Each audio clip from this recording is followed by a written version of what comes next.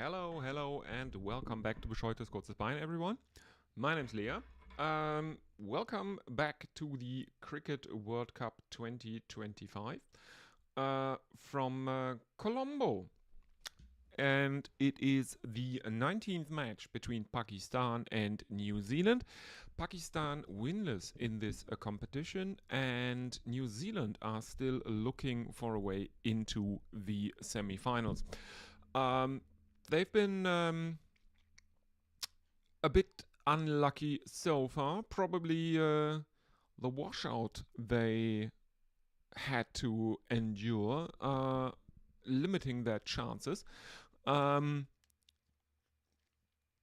Anyway, welcome back to the stream, and I have sad news for everyone who is a fellow Gorilla Cricket listener.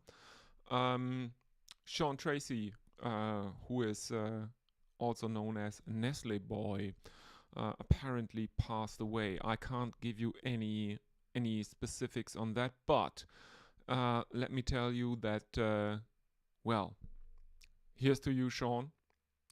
Nestle Boy, very, very good dude indeed, and very, very sad news that he passed away. So, this is in remembrance of Sean Tracy. Let's get into it. As always, if you are listening or watching on YouTube, do go ahead and use the chat. Don't forget to like and subscribe, obviously. But do use the chat. I will read out your social media messages in between overs or whenever there is a break in the action. As we are now seeing the national anthem of New Zealand being played, the only national anthem that I know of in the world that is in two languages. It is in English. One verse is in English, and the other one is in the native languages. Let's have a look at the teams and updates. First of all, I can tell you that New Zealand women have won the toss and they chose to field. Let's hope for some... Well, let's hope that the rain stays away, because this match is taking place in Colombo. And there have been 6 matches thus far in Colombo, and 3 of them have produced no results due to rain.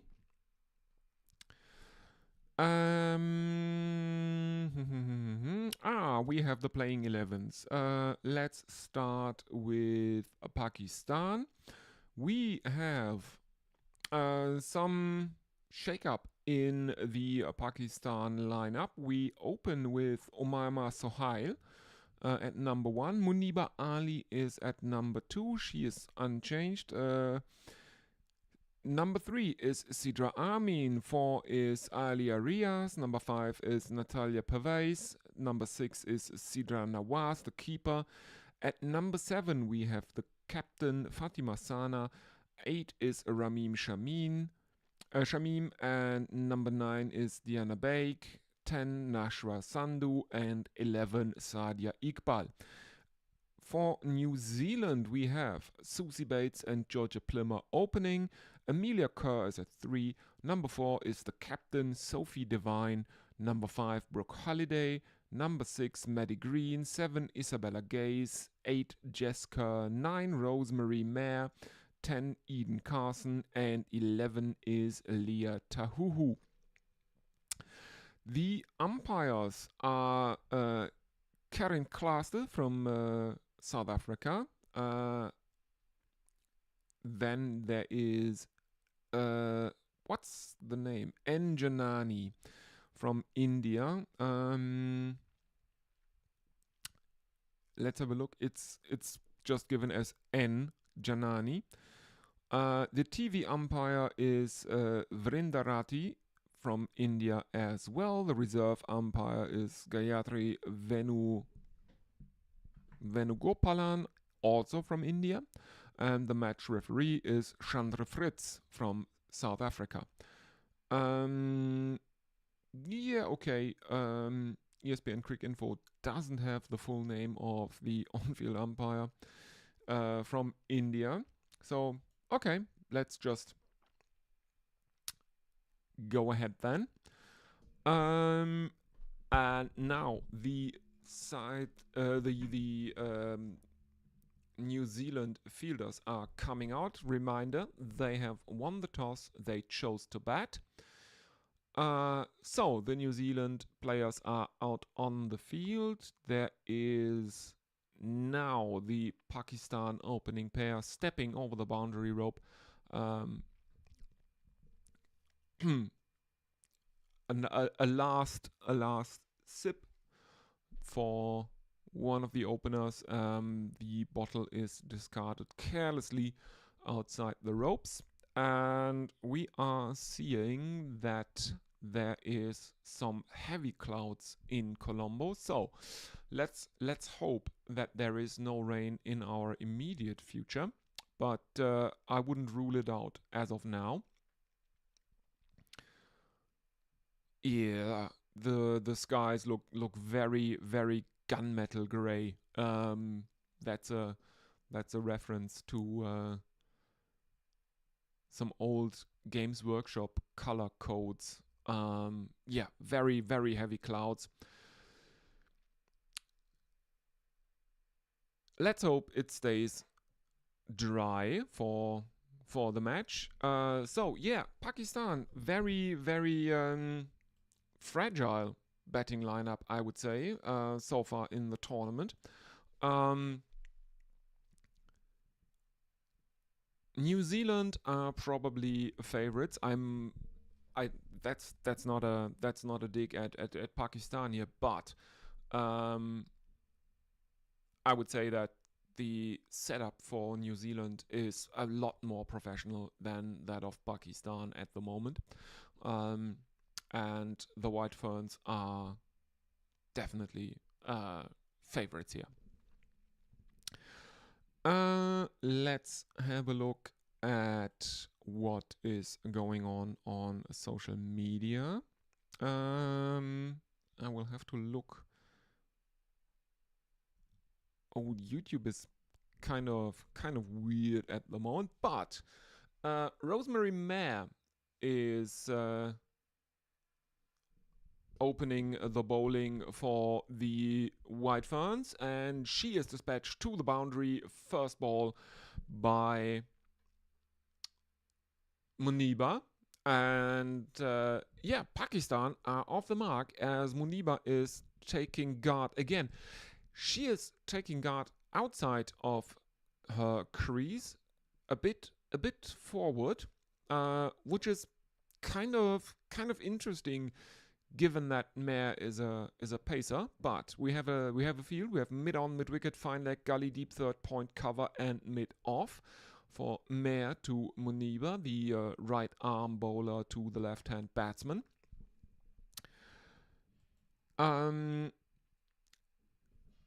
In she comes again, and she has cut up Muniba, but there is bat on that as she kind of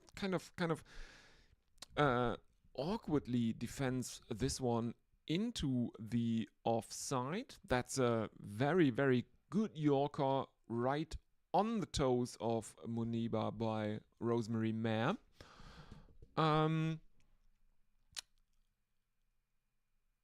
In she comes again. There is a slip in place for Rosemary Mayer.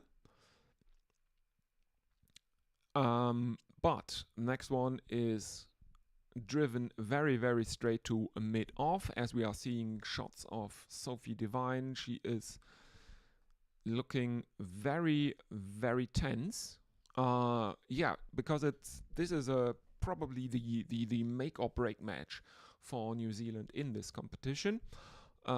In comes Rosemary Mayer again, angles one across Muniba again, and this one is going past the batsman very wide outside the off stump, but it's not given as wide by Janani, the umpire, who is standing in her 8th women's ODI,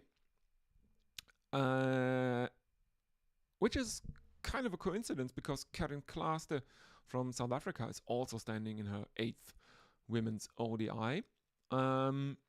In comes Mare for the final delivery of her over, and again angled across Muniba, but this time it is given as a wide, as an offside wide, because it is definitely very, very wide outside the off stump, going past the batsman. So Pakistan 5 without loss, and there is still one delivery to come, as we are seeing pictures of the ground staff who are fiddling with the tarp, which is not good news. Cover drive by Muniba, and she finds the boundary again. So 2 boundaries in the first over for Pakistan. As they move on to 9 without loss. 1 is a wide, but 2 boundaries for Muniba Ali off Rosemary Nair. And she is on 8 of 6. Omaima has not yet faced a delivery, but she will be on strike for the next over. Yeah, 9 without loss. Again, if you are listening on YouTube, do go ahead and write your messages in the chat. I will read them out in between the overs. As Amelia Kerr is going to bowl the second over. She is given as J. Kerr on the broadcast.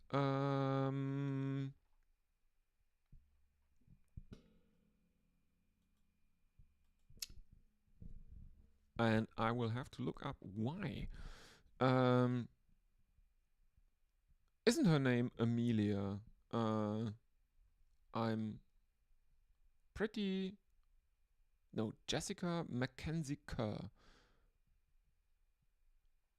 I'm pretty sure ESPN Crick Info had her as...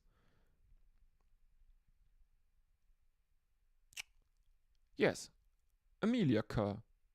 Oh, no, it's another one. It's Jessica and Amelia Kerr. Yeah, okay. So she starts, and she's a bit wayward because she starts with 2 wides, 2 consecutive wides, Jessica. So Pakistan 11 without loss. After having faced 6 legal deliveries, but in she comes again, a right arm over the wicket, and this one is a legal delivery that is glanced towards fine leg. And now we are seeing pictures of the pitch that looks very, very dry, very not dry, but it looks very, very brown. There is no grass on that wicket whatsoever. And again, pictures of ground staff getting ready in probably anticipation of a torrential downpour, I would have to say. Oh dear. Oh dear. Doesn't look that good, and that's probably one of the things that edged by Muniba Ali and dropped by the keeper there. That is a definite drop, and Jessica can't believe it, as can and neither can Sophie Devine. That's an edge and should probably be a very, very, very routine catch for Gaze behind the stumps. In comes Kerr again, angles one across Muniba again, because the New Zealand right-hand bowlers have decided to stay over the wicket to the left-handed Muniba Ali.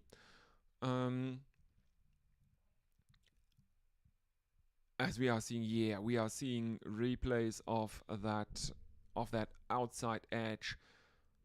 That's a routine chance, definitely. 2 consecutive leaves from Muniba Ali now to deliveries by Jess Kerr that are bordering on being called wides again. And Sophie Devine, the New Zealand captain, is looking very, very, very tense in the field, because this is probably, as I said, the make or break match for New Zealand in this competition. They need a win here to keep their chances of a spot in the semi-finals alive. Again, shots of the ground in Colombo, and very, very cloudy skies overhead, and that coupled with the shots of the ground staff that are looking like they are getting ready for something. That is very, very bad news. And again, a leave by Muniba Ali, who is now on 8 of 11, as Pakistan end the second over on 12 without loss. Let's have a look. We have Rubab WD, who is with us. Hi, and there's a watermelon emoji.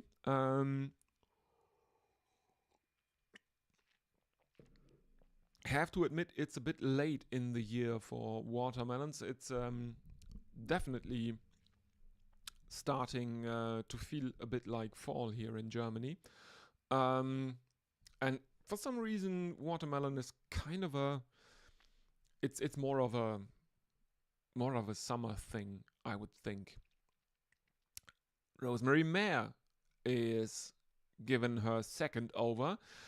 She is bowling right arm over the wicket to the right-handed Omaima, and there is a play and a miss as Mayer beats the outside edge of Omaima, as we are seeing the number 3 for Pakistan doing the old bouncing the cricket ball on the edge of the bat outside the ropes. In comes Mayer again. Right arm over the wicket, and this one is outside the off stump, pitching on a 4th stump line basically, and a leave by Omaima. There is no run. Mayer is definitely not risking bowling in no balls by overstepping, because in a replay we can see that the whole of her foot lands behind the crease. Not even the toes are over the line here. 3 consecutive dot balls now for Rosemary Mayer, who has figures of none for 9 now, because she conceded a wide and 2 boundaries in the first over of the match. As we are seeing that the current commentators on the tally are Ian Bishop and Sana Mir. There is a slip in place. That is Sophie Devine standing at probably second slip. There's also a gully, as there is another dot ball. So 4 dots now. Pakistan remain on 12 without loss, as we are seeing the Pakistani captain in a conversation with one of her teammates. Sophie Devine, she's looking quite weird, because she is very, very, very tanned, except for a patch just above her larynx. That is very, very pale. As we are seeing the table at the moment, New Zealand are just outside of a playoff spot, but they are only one point behind India, who have 4 points. New Zealand have 3 because one of the matches was rained out. If they win today, as they probably expect to, they will be ahead of India, and yeah, that would be quite interesting if India fall out of the picture for the knockout games. Third over ends as a maiden, and Pakistan remain on 12 without loss, and Jesker is coming back. None for 3 after 1 over her figures now, and Muniba is on strike. Still a slip in place, and this one is an uppercut that flies over the infield, but there is a fielder out in the deep that stops the boundary. And oh, did she hurt herself there? Halliday it is. She is lying outside of the boundary rope at the moment. She came in, diving stop,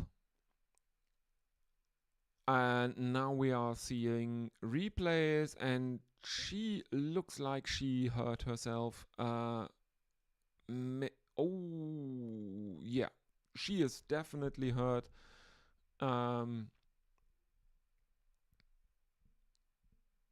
There is some grimacing going on there.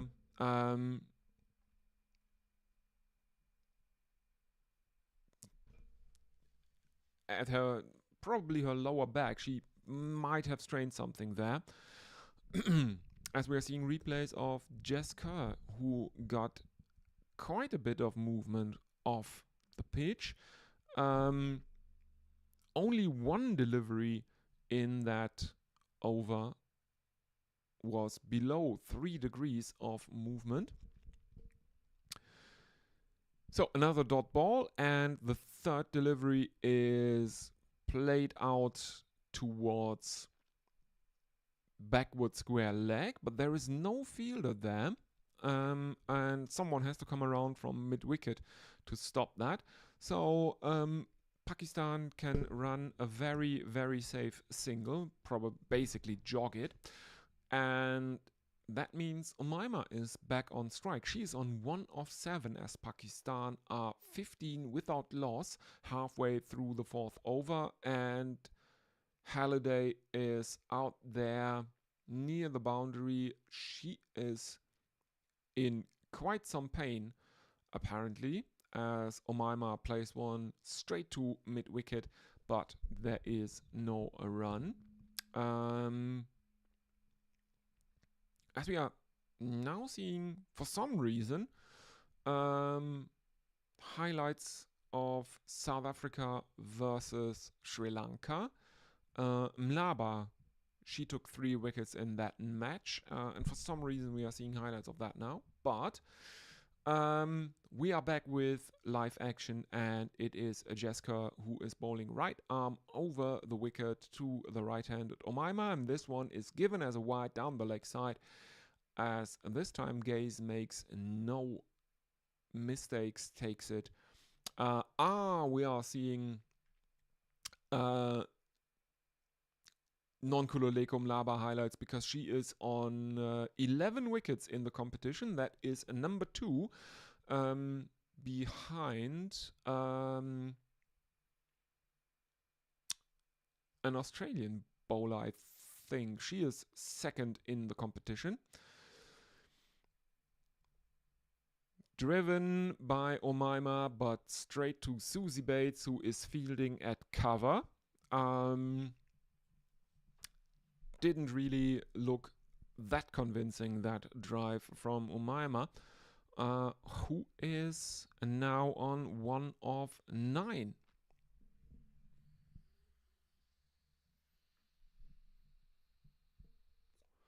Pakistan remain on 16 without loss. Full toss from Jess Kerr now, and Pakistan can only play that out to cover. Omaima can only play that out to cover. It is fielded by Susie Bates, who throws it back in towards the striker's end, as Omaima has wandered out of her crease, and Gaze, the keeper, has come forward and is standing in front of the batting crease, takes the ball from Bates and has a go at the stumps, but Omaima, who wandered out of her crease, almost certain that the ball was dead, gets a bat grounded behind the crease just in time before Gaze can remove the bails. So, Pakistan 16 without loss after 4 overs, as we are seeing a very young fan with a I love Fatima Sana sign in the stands. Rosemary Mayer is back. Right arm over the wicket to the left-handed Muniba Ali, who can find the boundary this time at fine leg. So, Pakistan 20 without loss, 704 fours in the competition.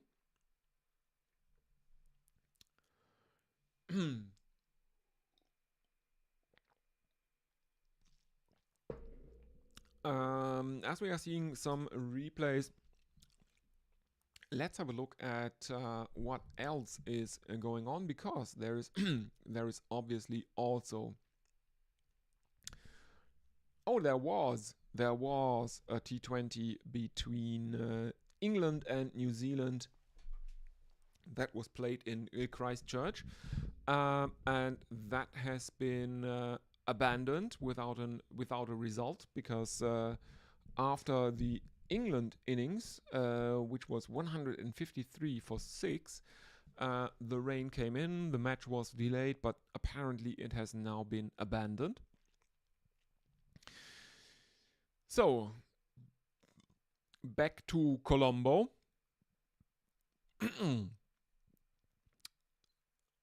A 4 to start Mayer's second over, then a wide, and now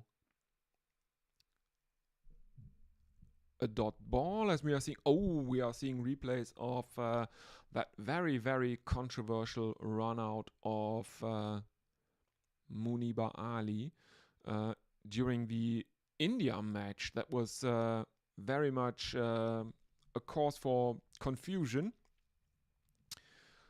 because it looked like she was safe, but then after the broadcast came back from commercials, she was given out. That was Deepti Sharma, who flung in the ball, and Muniba Ali had just lifted her bat as the ball was coming in. Anyway, another boundary here for Muniba Ali, who threads one through the offside field.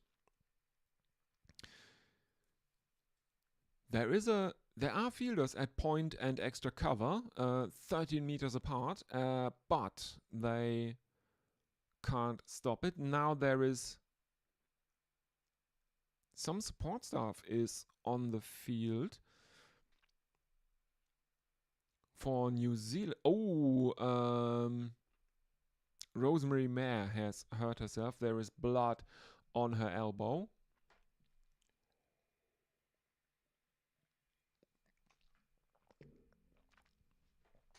As we are seeing shots of probably some New Zealand backpackers who have wandered into the cricket ground here in Colombo. 17 times these two teams have played against each other. Pakistan has been successful 2 of those 17 times, and 15 times New Zealand has won.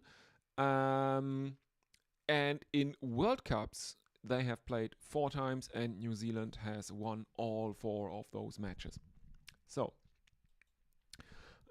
cause for concern for Pakistan, but New Zealand are probably under the pump in the context of this tournament. They are just a point outside of a semi-final spot at the moment. They are on 3 points, 1 point behind India, who haven't been as dominant in the tournament as people probably expected. They are, or most people would have expected India to be one of the 3 best sides, but yeah, against they lost to South Africa, and they lost to Australia in dramatic fashion. That was a very, very good match. That very, very high scoring thing last Sunday. Yeah, I'm for anyone. Again, apologies. I said last Sunday that I would stream the match tomorrow, which would be India versus England. But I forgot that it is the 3rd Sunday of the month, and every 3rd Sunday of the month I'm doing some community organizing here locally.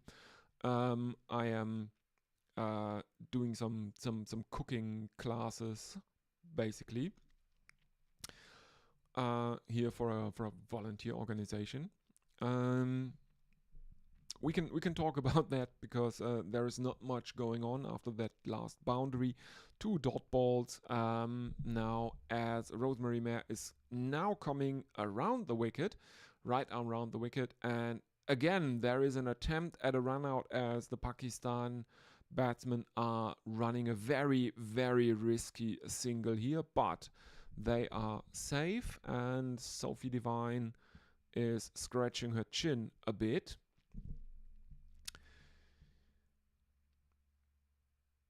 Pakistan, after 5 overs, are 26 without loss, and there are very, very concerning shots of the sky between the deliveries shown on the tally.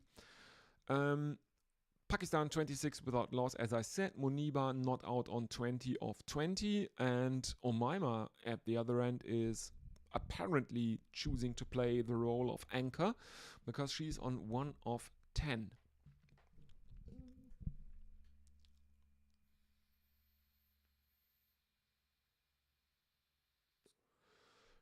Jessica is given a 3rd over, and there is a misfield at cover by the New Zealanders, and Pakistan can run a single.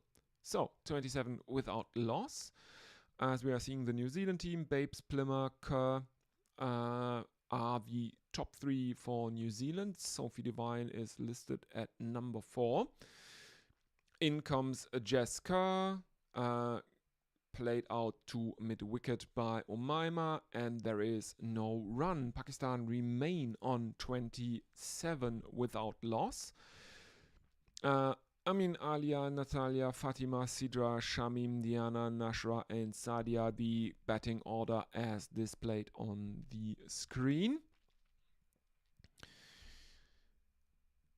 In comes Jessica again, right arm over the wicket, and this one is glanced towards fine leg, where it is fielded by, I think that's Susie Bates, and Pakistan run another single. 28 without loss now, Pakistan.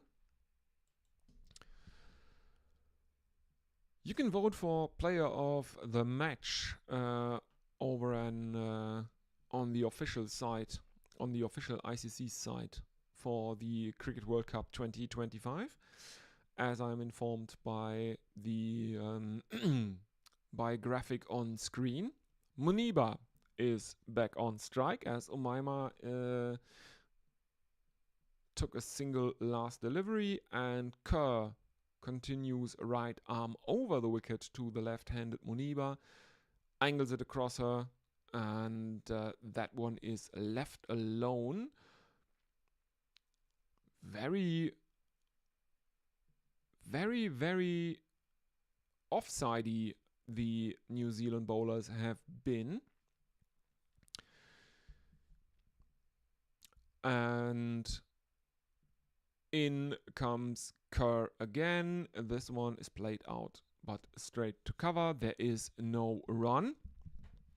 Still a slip in place. There's also a fielder somewhere between gully and backward point. No, there is gully and backward point as well as deep point and cover now. Mid-off is also in play, as is mid-on. In comes Kerr, and this one is played to backward point. No run. Pakistan 28 without loss after 6 overs.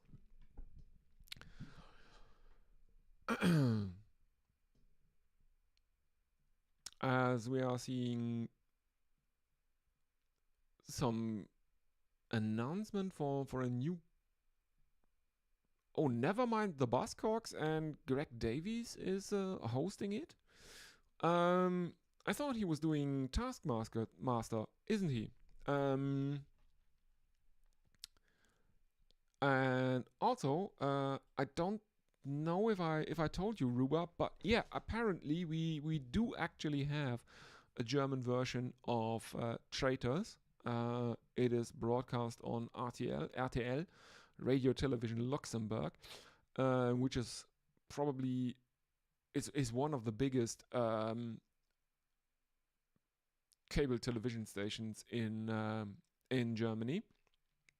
But I don't watch TV anymore. Lea Tahuhu is given a first over, and she is dispatched towards fine leg first delivery, but there is a fielder down there, and that keeps the Pakistanis to a single, 29 without loss. No spin yet from New Zealand, as we have been, as the Pakistani batsmen have been fed a steady diet of right medium pace bowling.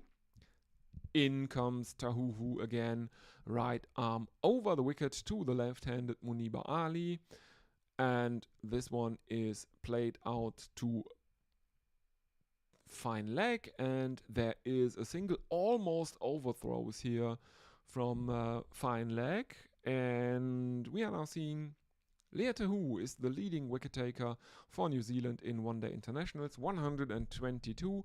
Sophie Devine is 12 behind her. In comes Tahuhu again, defended, back towards the bowler, and there is no run as Lea Tahuhu misses it, but there is a fielder coming around and stops that.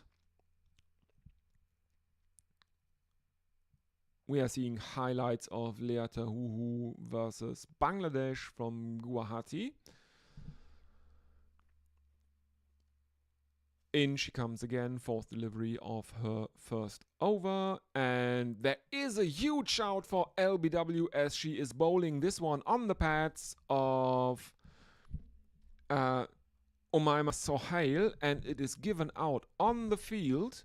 There is the DRS timer ticking down, Muniba and Umaima in conversation, but apparently that one is stone dead enough for Muniba to advise her opening partner not to review that one. And New Zealand have a breakthrough, not really an early breakthrough, but Pakistan are 30 for 1, and that is not really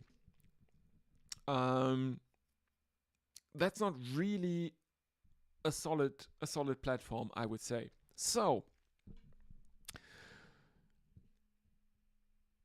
Lea Tahuhu strikes with her first ball, and Umaima Sohail has to go LBW bowled Tahuhu for 3 of 15 deliveries with a strike rate of 20.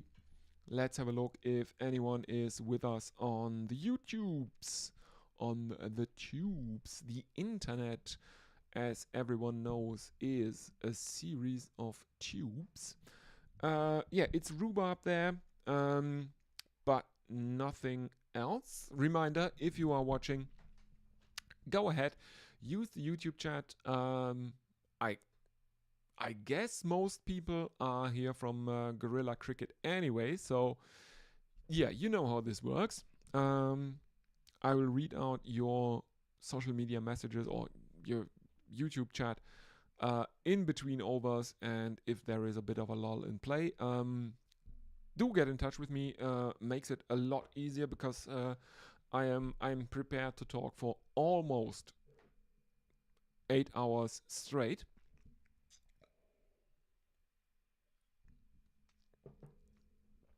And it's a lot easier if there is if it's not a monologue but kind of a dialogue, even if asynchronous. So Amin is in at number 3 for Pakistan, Sidra Amin, and she survives the next delivery, but there is no run, so she remains on her duck as Lea Tahuhu is coming in for her final delivery. That's a bit more round arm from Tahuhu than usual, and it's again a dot ball as Pakistan end the 7th on 30 for 1. Muniba Ali on 22 of 25 and Sidra Amin on none of 2. 30 for 1.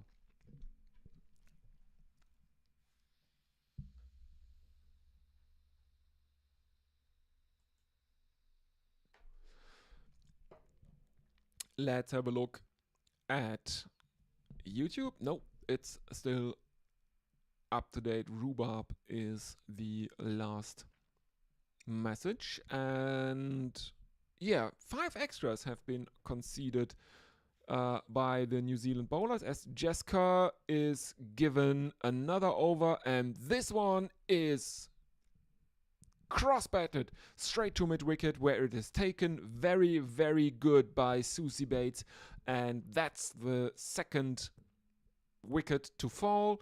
New Zealand have made they have made Pakistan wobble.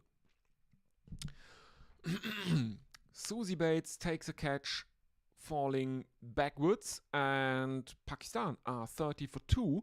Muniba Ali has to go for 22 of 26. She's caught Bates, bowled Jesker. 4 fours, no sixes, 17 dots, and a strike rate of 85. And yeah,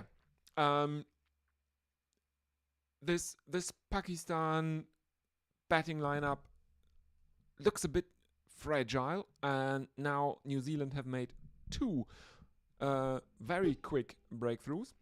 In at number 4 is Alia for Pakistan, and she will have quite a job to do, Alia Riaz now. There is a lot of repair to be done to this batting effort from Pakistan here. And the problem for Pakistan is probably that now both batsmen are very, very new to the crease. Alia has not faced any deliveries yet. Amin has faced 2. And what you would call the set openers, both of them have been dismissed in quick succession. And yeah, that's definitely not good for Pakistan. It's basically having another opening partnership now in the 8th over. So Pakistan in early trouble here, as we are seeing replays of Susie Bates celebrating that catch. It was, to be fair, a very, very good catch by Susie Bates at mid-wicket. In comes Kerr, and 2 consecutive dot balls now played by Alia Riaz.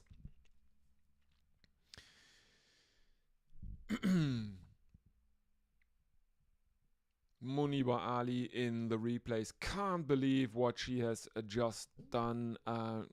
Very, very flat. That ball coming to Susie Bates' head height, and she takes the catch in front of her face. Alia Riaz now breaks the shackles and cuts one for 4 runs, as she can pierce the offside field that is stationed by New Zealand captain Sophie Devine out there. It's again a very, very slight gap in the field, or very narrow gap in the field, 13 meters between a point and extra cover. But she finds the gap, and that is 4 runs, followed by a single. So now Amin is on strike. And again, there are very, very helpful AI facts about Jess Kerr that are very much just I don't know why you would even bother with those facts. It's probably for sponsorship reasons, because it is promoted as insights from Gemini, Google's AI. Full toss played straight back towards the bowler, who is looking to field it but can't get a hand to it. But there is backup for Jess Kerr, and there is a fielder coming around from mid-on, and there is no run. So Pakistan, after 8 overs, are 35 without loss. 5 runs and 1 wicket coming in this 8th over. The current run rate is 4.37. Sidra Amin is on none of 3, and Alia Riaz on 5 of 4. Jess Kerr has figures of 1 for 14 from 4 overs. Very, very good figures. But Lea Tahuhu has even better figures. She has taken 1 wicket for 2 runs from 1 over. So her economy rate is about 1.5.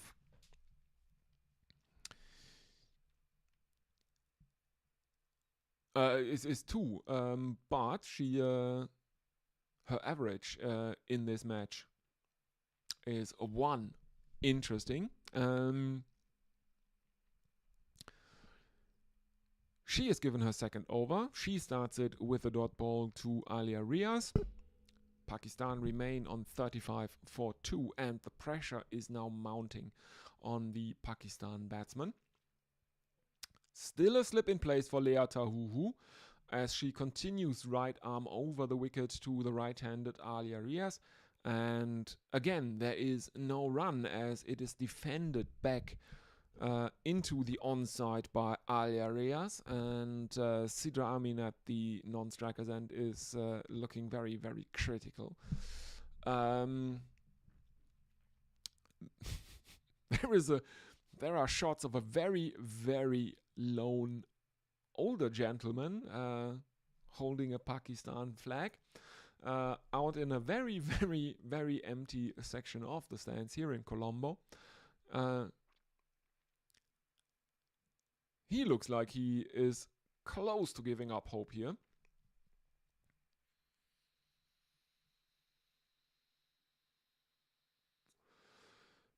As we are seeing replays of the 3rd dot ball, textbook, very, very straight bat defense from Alia Riaz, and now she is pushing one out into the offside, and there is a fielder there at point, and there is no run.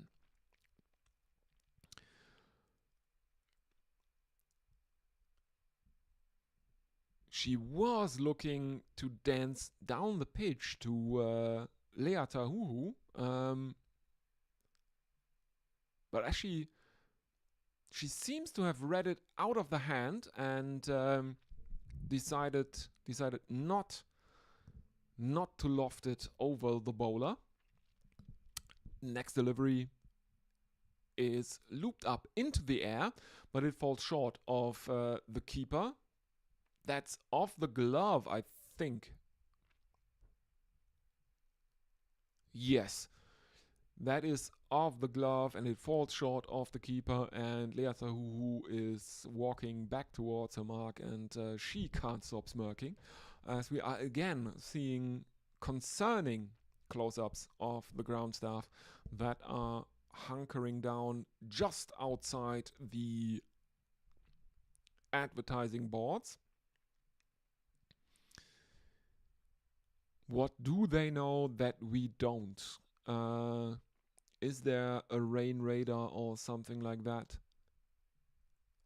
Lots of pigeons, and I think they are outside of the ground. The upper deck, there are windows outside the upper deck, and at least one of the pigeons smashed right into the glass there.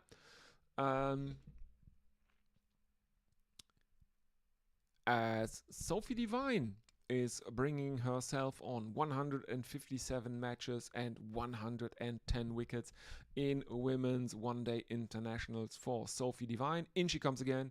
In she comes, right arm over the wicket. And that one is clipped off the pads for a single by Sidra Amin, who is now on 1 of 4. So she is off her duck. Alia Riaz on strike, 5 of 10 for her. And Pakistan 36 for 2. Sophie Devine has so far taken 3 wickets. That's the best figures in this World Cup edition against Sri Lanka. 3 versus Sri Lanka. As Alia Riaz can only play out a dot ball here. Second delivery. In comes Devine again. Cut by Alia Riaz. And that one is fielded by... who is that? It's a fielder coming around from deep extra cover. And there is another single. 37 for 2. In comes Sophie Devine. Right arm over the wicket. Played out but straight to cover by Sidra Amin, and there is no run.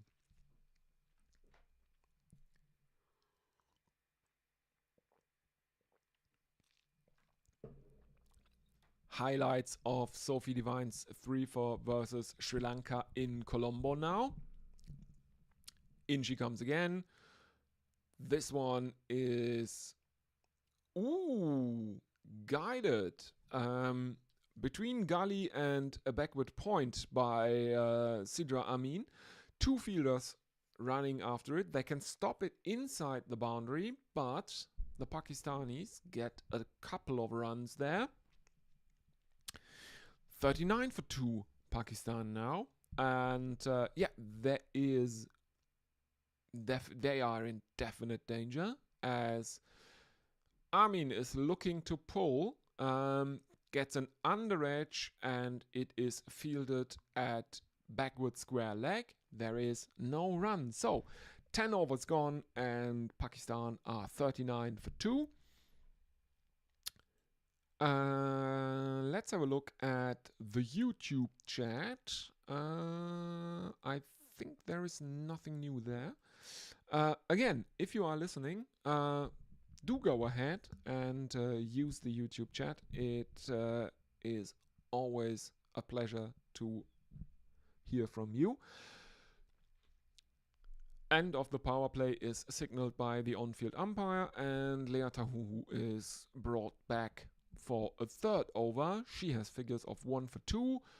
In she comes, right arm around over the wicket, and Alia Riaz finds the boundary at deep backward point. 4 runs for Pakistan's cause. and they are 43 for 2.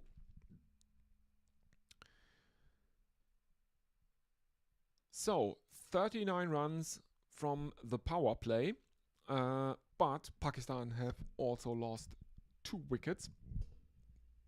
The current run rate is below 4 for Pakistan. Appeal for LBW from Lea Tahu against Alia Riaz, but the umpire is unmoved as the Pakistani batsmen take a single. 44 for 2.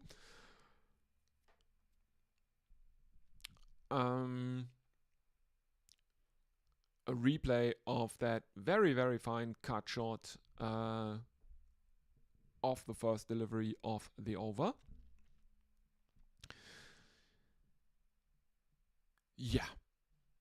In comes Lea Tahu, defended with a very, very straight bat by Sidra Amin, and there is no run. So the current run rate now over 4.19, as we are seeing Diana Baik going back into the dressing room, I think.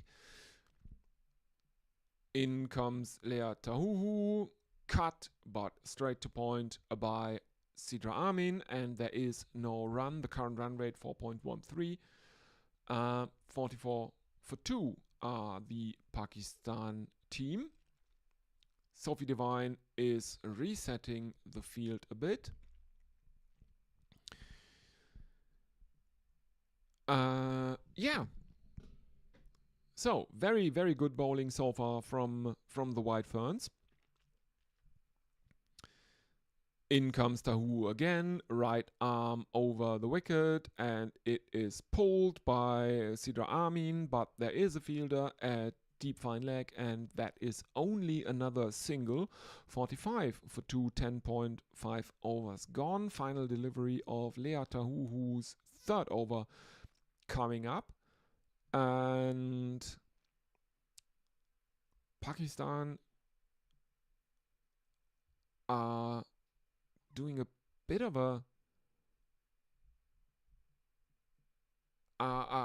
retreating into their shells, one would say. Final delivery is another dot ball, as this one is cut out but fielded at backward point. So 11 overs gone, and Pakistan are 45 for 2.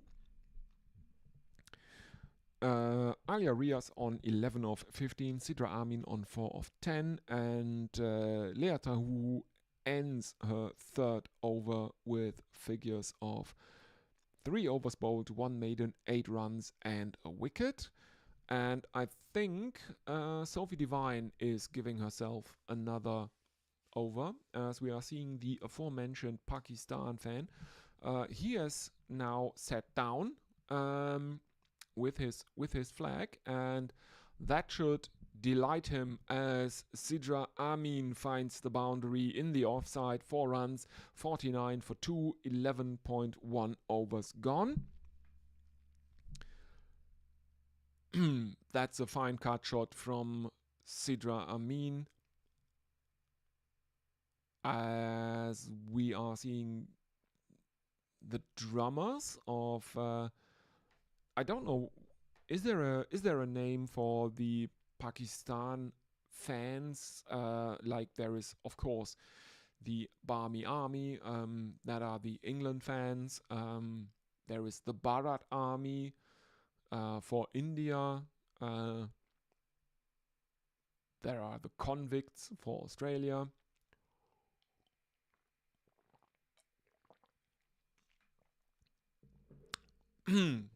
In comes Sophie Devine. This one beats Sidra Amin, and Gaze is taking that one. She is standing up to the stumps. She is threatening to stump Sidra Amin here, which is always a very, very good time. Stumped of a pacer happens way too rarely in men's cricket, but in women's cricket you can actually see that, and it's always a very, very good time. I was joking about that with Adit, I think yesterday or the day before, when Australia played South Africa, I think. Oh no, it wasn't. It wasn't. It was Pakistan versus Australia when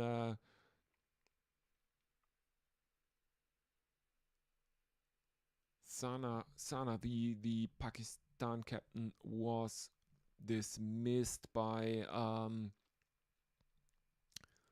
her opposite number, Alyssa Healy, who is obviously also the keeper for Australia, and she dismissed the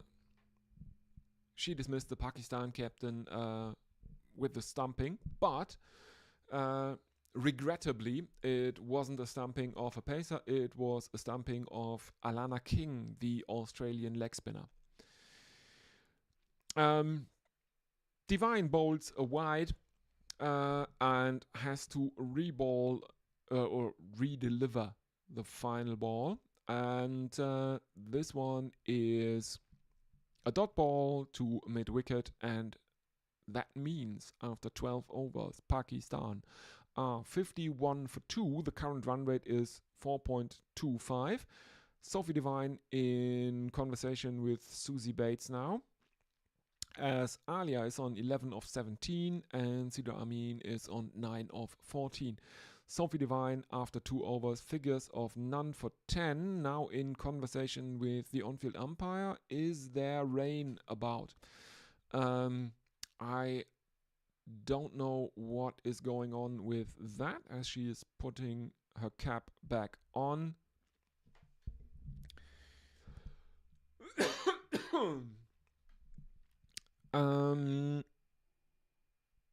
Yeah.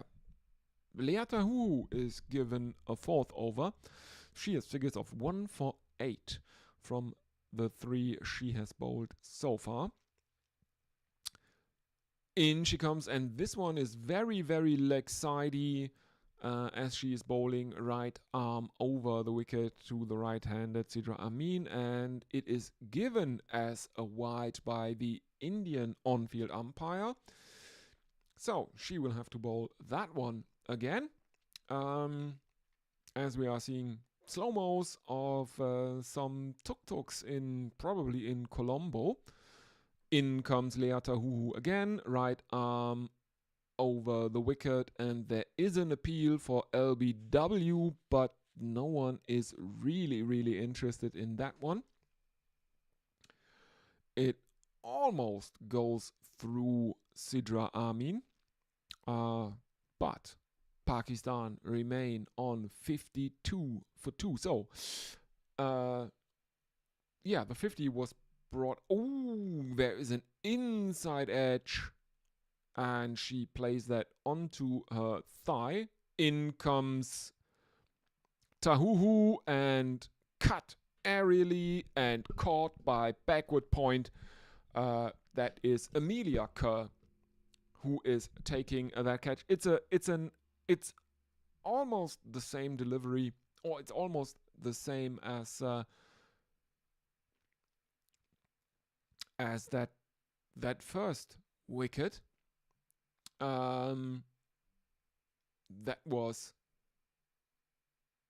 cut, and it flies towards Amelia Kerr at head height, and what? Why is it given as Sidra Amin caught Carson bowled Tahuhu?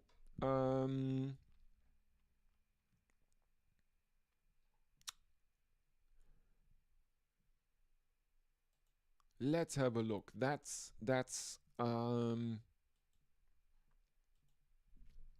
really weird. But yeah, she has Carson on the back of her jersey.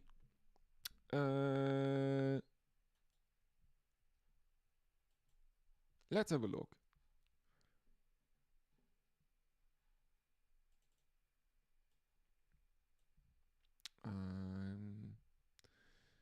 Let's see what the players page on ESPN Cricinfo says about Amelia Kerr and her name.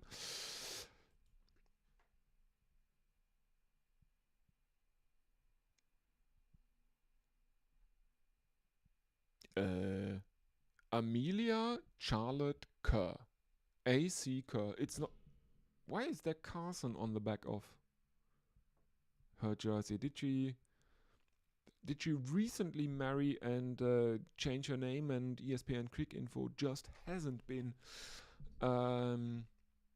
up to date?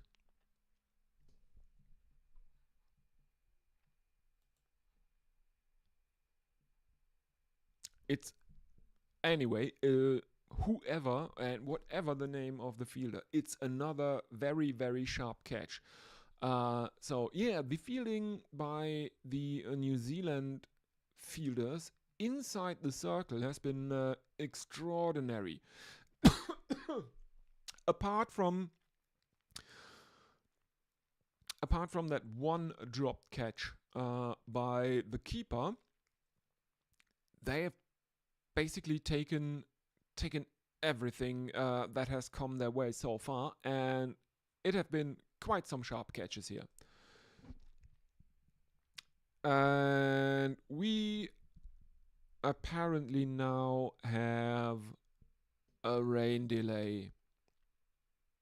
As I said, very, very... I was very, very concerned when the broadcast was showing the ground staff in close-ups, and now covers are out, the square is covered, and as is custom in Sri Lanka, there are big tarpaulins hold out over the outfield, and now we are seeing, the rain is coming down, and it is coming down hard. So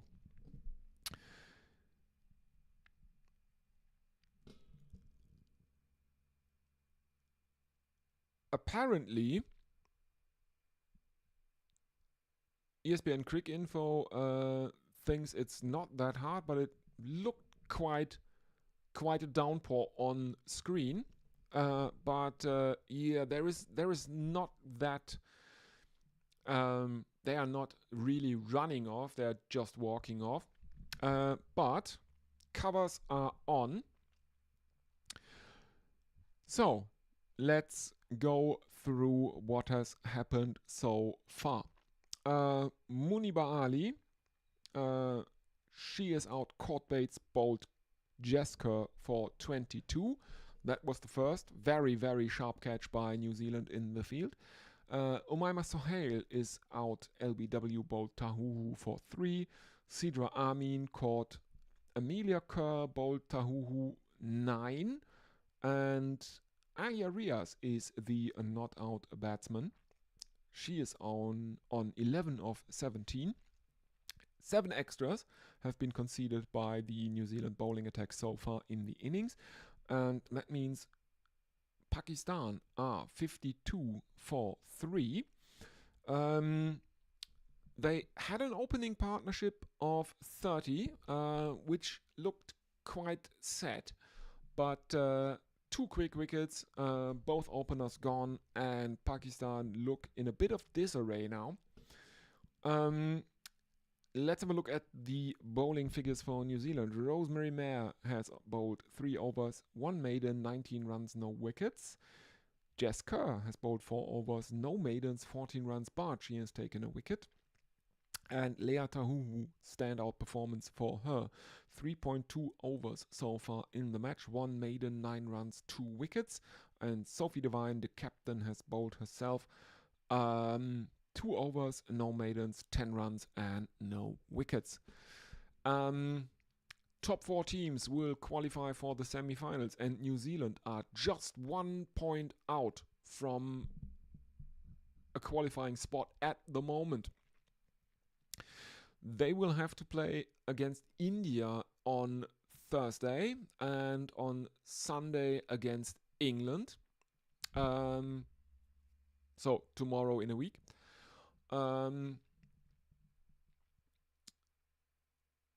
Yeah, they can definitely make sure or really improve their chances of going through to the semifinals by beating India on a Thursday. India obviously will be tested tomorrow. They have been a bit wobbly in this tournament so far. Conceding to Australia when they made 330 runs, setting Australia a target of 331, which Australia reached in the 49th over. That was a world record chase in women's one-day internationals. So yeah, India on 4 points, New Zealand on 3 because one of their matches has been washed out. If they win today, they will jump ahead of India by 1 point, and their next assignment after this match against Pakistan will be India, and yeah, they can make sure that they will reach the semifinals. That will be, well, if India should not make the knockout stage, that will be basically that it's probably going to change the format of the World Cup. India not reaching the knockout stage in a home World Cup, that would be catastrophic for India, and I'm pretty certain that if that happens, we will see a new India captain because Harmanpreet Kaur will probably get pressured into stepping down if that is the case. So, but anyway, we have a rain delay, and yeah, again, if you are watching and are not subscribed yet, please consider subscribing. Also, of course, please like the live stream. That really helps out small channels like mine. Helps me reach a wider audience. And yeah, please forgive me if I take a short break as well now that there is a bit of a delay. Let's see what my...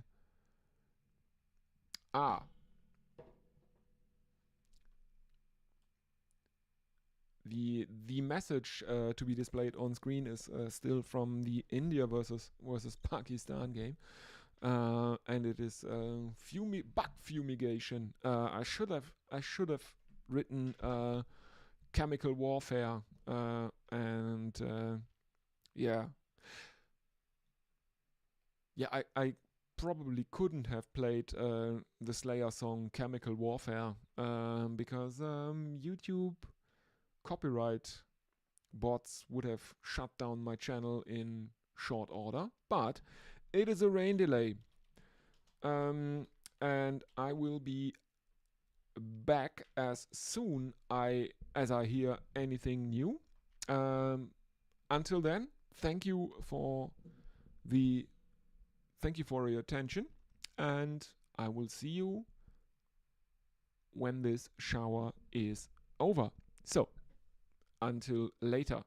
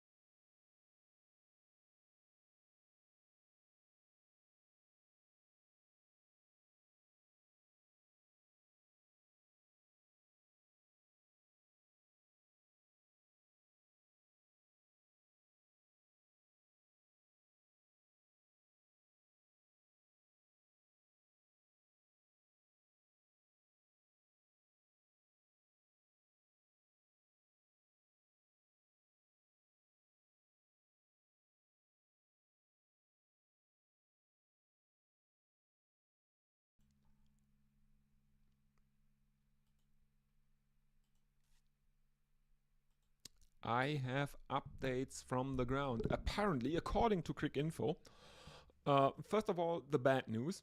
The bad news is that we have started to lose overs, but according to Cricinfo, the ground staff have started peeling off the covers, and since this is in Sri Lanka, and the Sri Lankan groundsmen are probably the finest in the world, they can. No one can cover a complete cricket field faster than Sri Lankan ground staff. So, if they have started peeling back the covers, there is a good chance of us getting play in the very, very near future. This is not a drill. Cricket might happen in the very, very near future.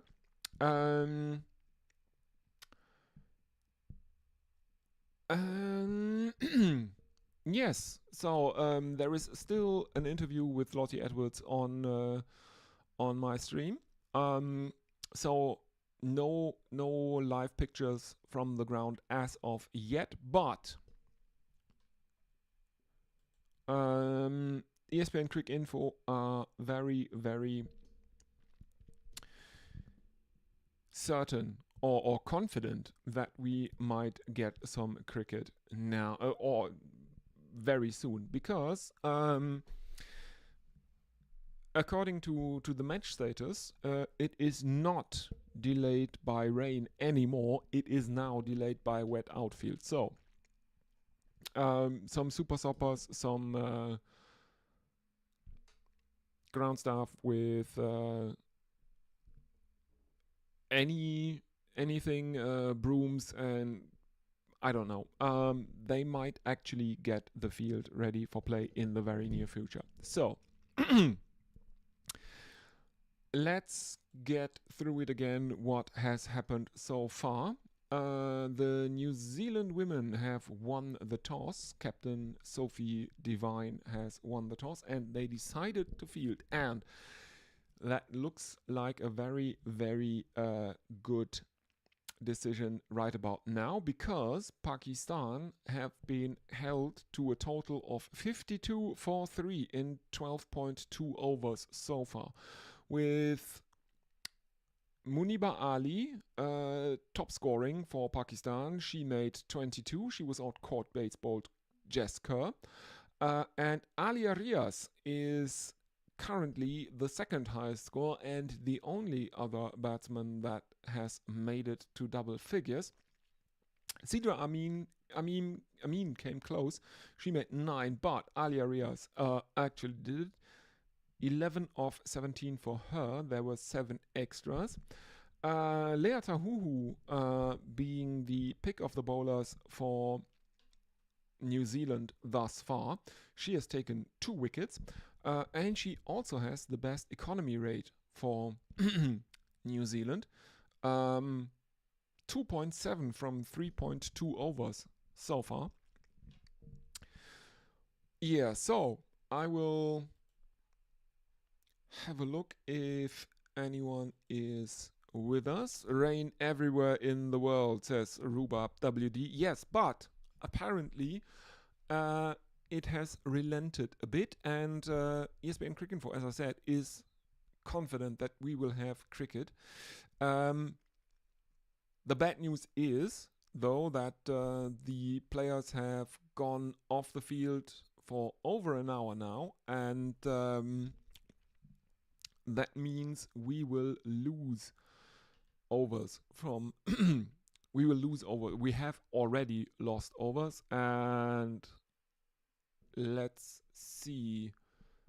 There is still Lottie Edwards, or a documentary about Charlotte Edwards, former England captain, on Sky.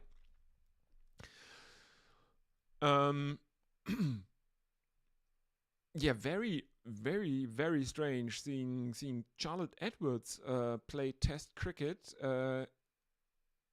in a white skirt. One would think that she's not that old.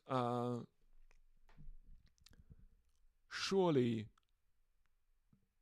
they didn't play test matches in white skirts in the 90s, I guess. But apparently they did.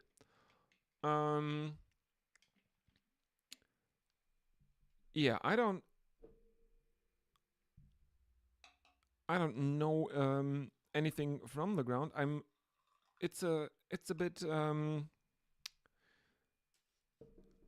perplexing that Sky went to highlights of the 2005 Ashes, that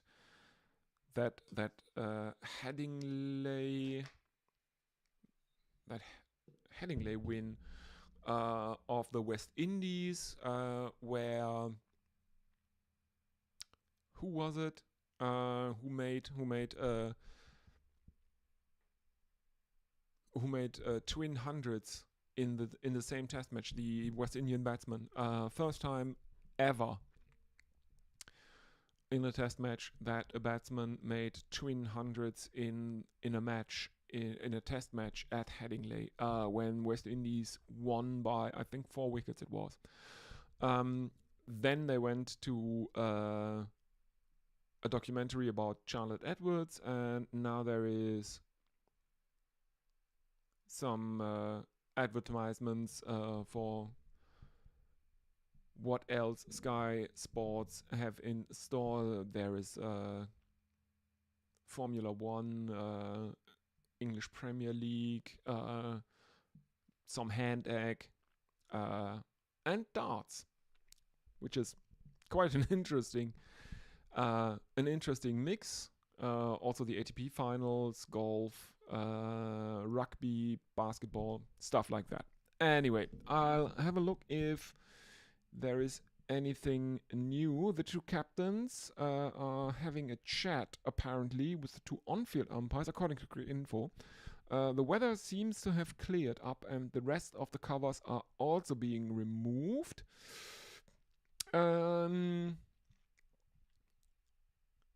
But apparently the match is still delayed by a wet outfield. But I will update my delay overlay.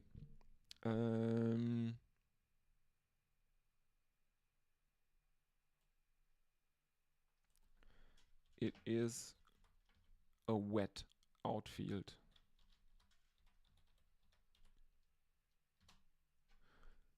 All right. So that's just a quick update. I will be back when I get any updates about when play will restart or stuff like that. And of course, I will look around and see if there is any DLS shenanigans going around. As I said, we have lost overs, and yeah, people are talking about they should just restart it as a T20 from now on. But yeah, this is cricket, and it's never that easy, as everyone who follows cricket knows. So this was just an update, and I will see you when cricket commences. So don't go anywhere.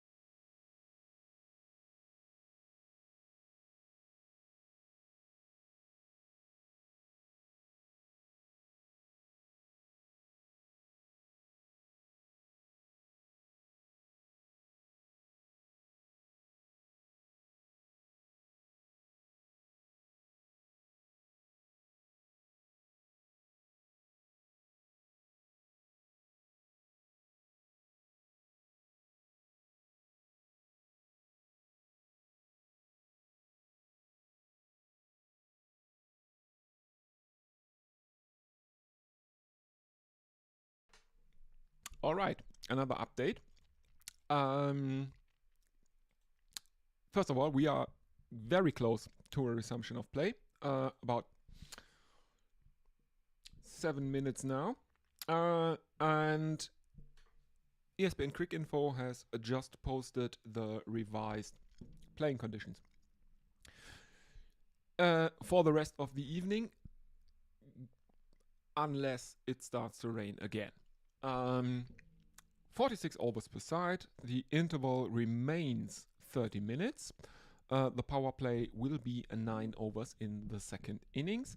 Target will be DLS adjusted. One bowler can bowl a maximum of 10 overs. 4 bowlers can bowl a maximum of 9 overs. So, yeah.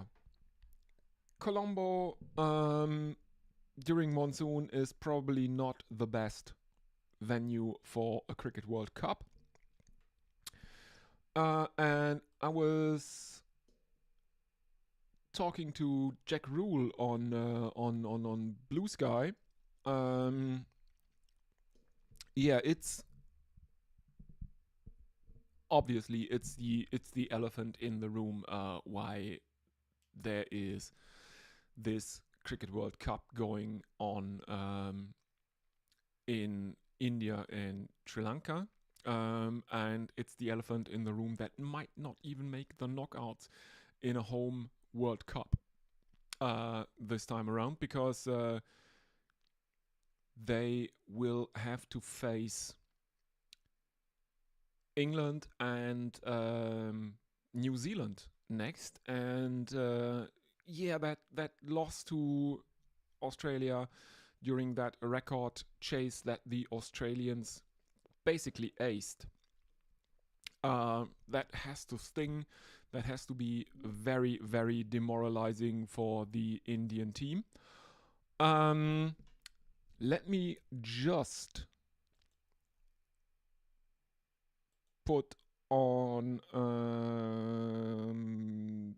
the Gorilla Cricket Discord that we are continuing with the cricket.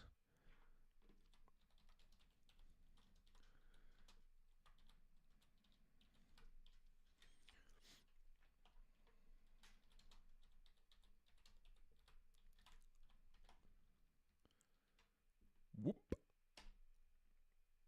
All right. So, we have live pictures from the ground in Colombo, and I will temper all your hopes right now, because it is still very, very heavy skies. What was that Phoenix Point add-on, or what is it called nowadays?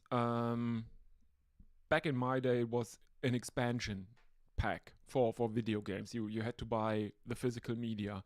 DLC, downloadable content, it is called nowadays. There is Phoenix Point is a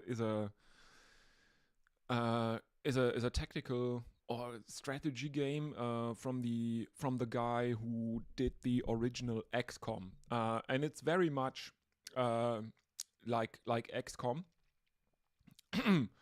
but with a different background story. There's some virus coming in from Yugoth, which is obviously an allusion to H.P. Lovecraft, because there is an alien intelligence out on Pluto that tries to invade the world, and you have to fight back that alien invasion, basically.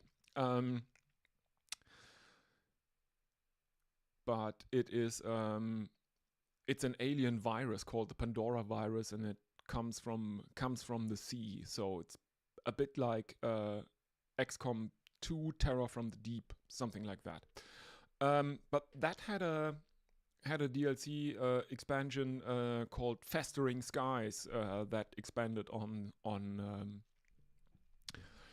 the air combat that you can have in that game. So yeah, and I would describe these guys above Colombo as festering. Anyway, we have live pictures from Colombo, and I have to clear up some thing that are some confusion from earlier when there was a bit of a confusion both for Quick Info as for the broadcaster about who had taken a catch. There was a bit of confusion if it was Amelia Kerr or if it was someone named Carson. And of course, it was someone named Carson because the number 11 for New Zealand is Eden Carson. And she took that second catch. The first one was taken by Susie Bates, and the second one was taken by Eden Carson. And it's an amazing catch because she is 17 meters away from the Pakistani batsman, and she has a reaction time of 0.74 seconds. So in less, it takes less than a second for the ball to reach her, and she takes a wonderful reaction catch there. As we are now seeing live pictures again, there is the New Zealand field being reset by Captain Sophie Devine. The Pakistani batters are out there as well. And it should be Lea Tahuhu to continue with her over. Her fourth, I think it is. Because remember, the rain interrupted play just as she had taken her second wicket. In she comes, right arm over the wicket to who is that? Natalia Pervez is the new batter in for Pakistan. She's batting at number 5. 16 matches, average of 25.6, 150 in that career so far. And Pakistan resume on 52 for 3, dot ball, first delivery up, and now she is defending with a very straight bat, straight back to Tahuhu, and there is no run.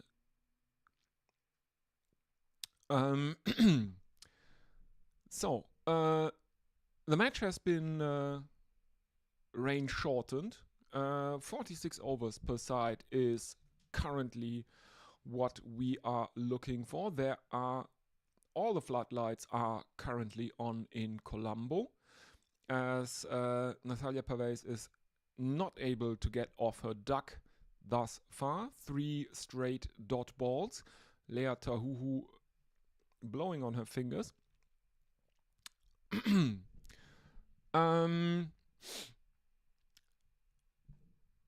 Final delivery of her fourth over coming up now.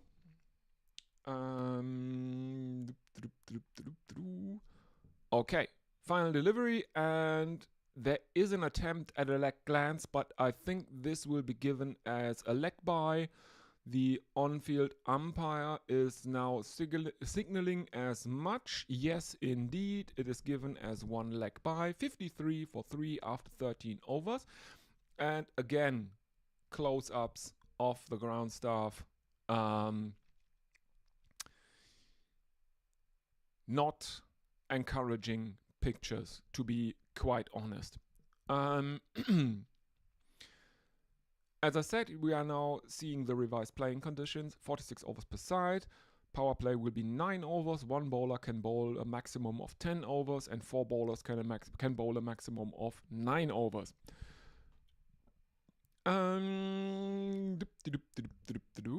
If anyone is still with me on YouTube, go ahead and use the YouTube chat so I know that you are there. Don't forget to like and subscribe if you are not subscribed yet. We have a new bowler, and it is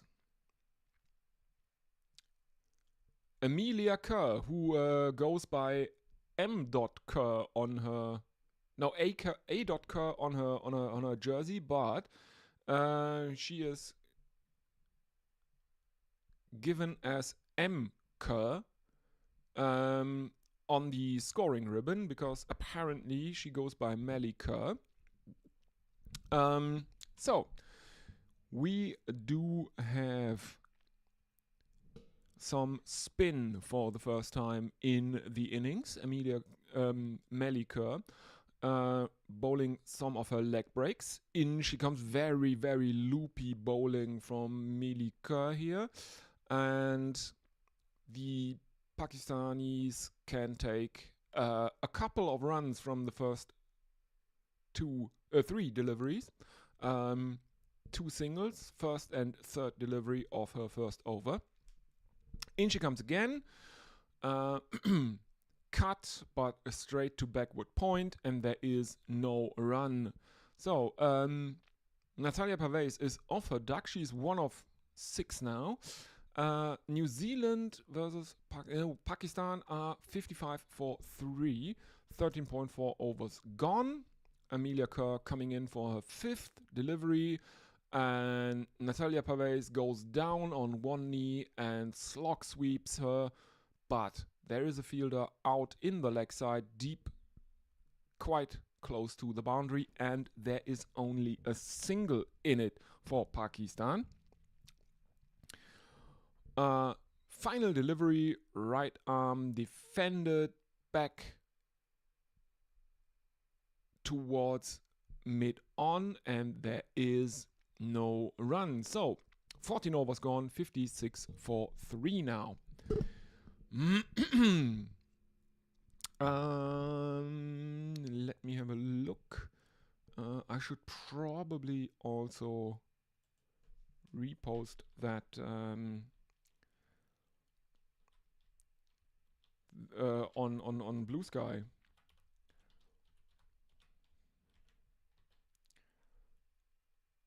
Hashtag CBC25.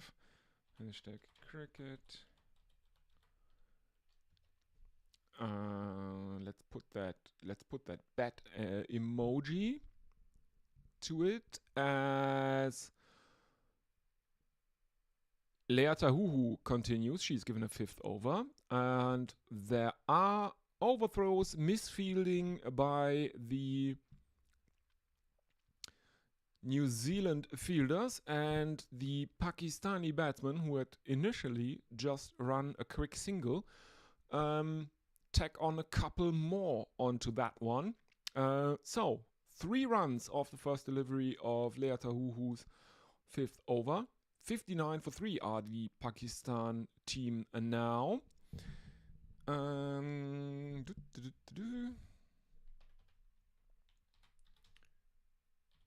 So do join me.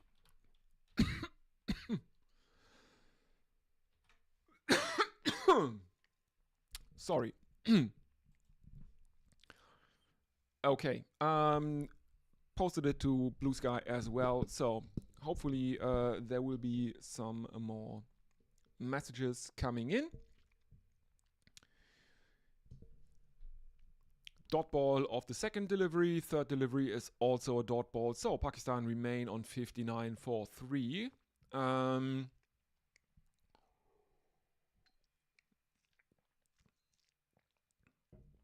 And Lea Tahuhu might be righteously aggrieved that her teammates ruin her figures for the evening. She has 2 for 12 now, and she now concedes a leg side wide. So 2 for 13.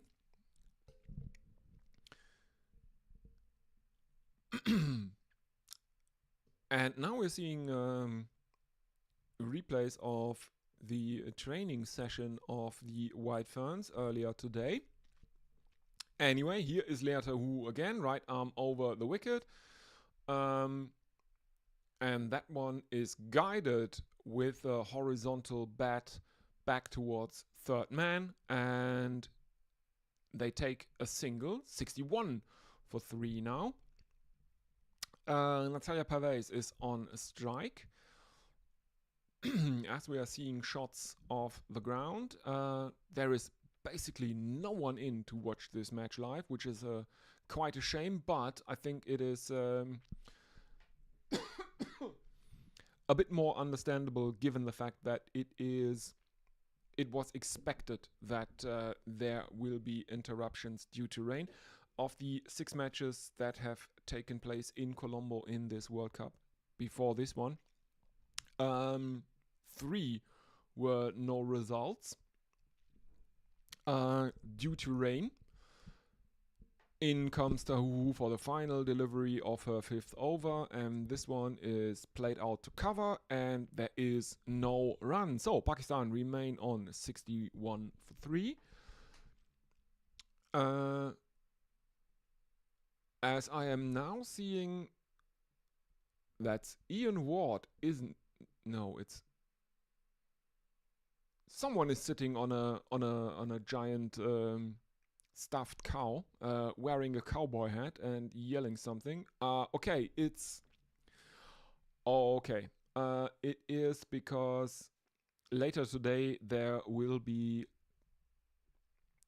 Formula One, and it is from Circuit of the Americas. I think that's called, isn't it? The one in Texas. Yeah, so if you are into that kind of stuff, in about 3 hours there will be Formula One, but yeah, hopefully you'll stay with the cricket, as Malika is continuing.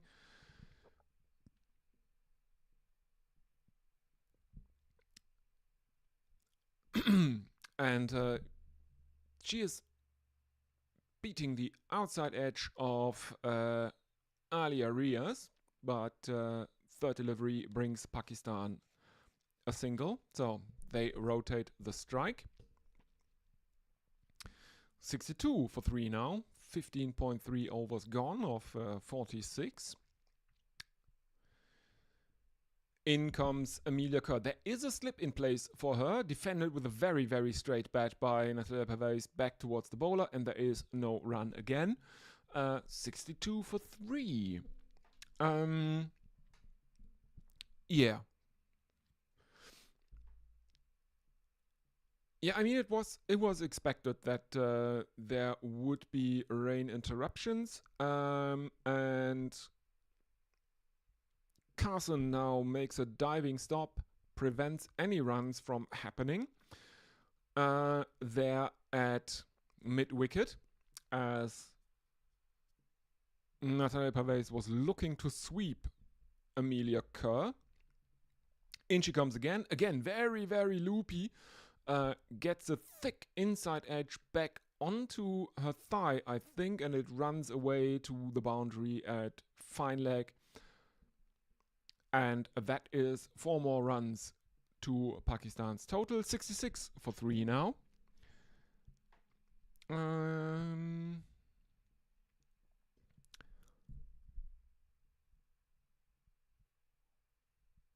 Yeah, that's she that really surprised the keeper there. Was probably preventable, that boundary at fine leg, and we now see the bowling card for New Zealand, and Lea Tahu is the standout bowler. She has taken the most wickets and she has the best economy rate so far of the innings. And she continues again. And this one is heaved over backward square leg by Alia Riaz, and this is another boundary for Pakistan, as Lea Tahuhu errs a bit in her length. I think that one is in the slot, and even though Alia Rias kind of mistimes it, she's aiming for mid wicket or cow corner maybe. She mistimes it and it flies away to the boundary over fine leg, so she won't complain about that one. As she pushes one out into the offside next delivery, there are two fielders coming in and there is no run this time. So,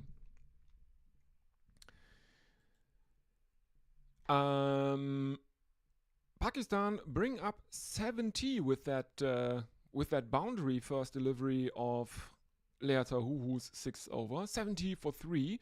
In she comes again, and this one is jabbed into the offside again. This time there is a run though. They run a very, very, very quick single because she basically plays it towards the fielder that has been pulled back a bit towards the boundary.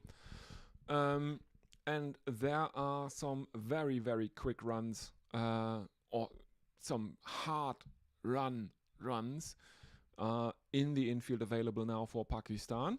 71 for 3 as Lea Tahuhu bounces Natalia Pervez. It is given as a wide based on height.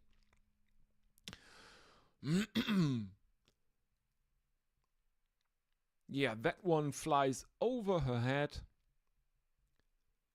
Even if she would have stood upright, it would have gone over her head, and Tahuhu can't believe what she has done there.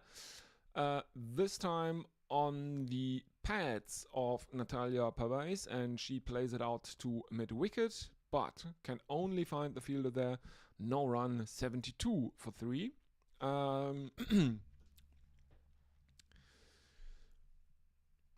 The mood in the Pakistan dugout seems to be relatively good, as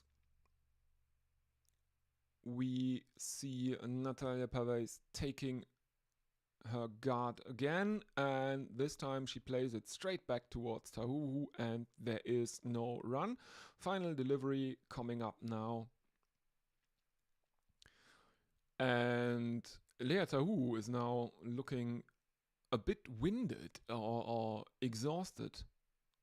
But let's be honest, she always looks like that. Kind of. And very, very, in a very, very bad mood.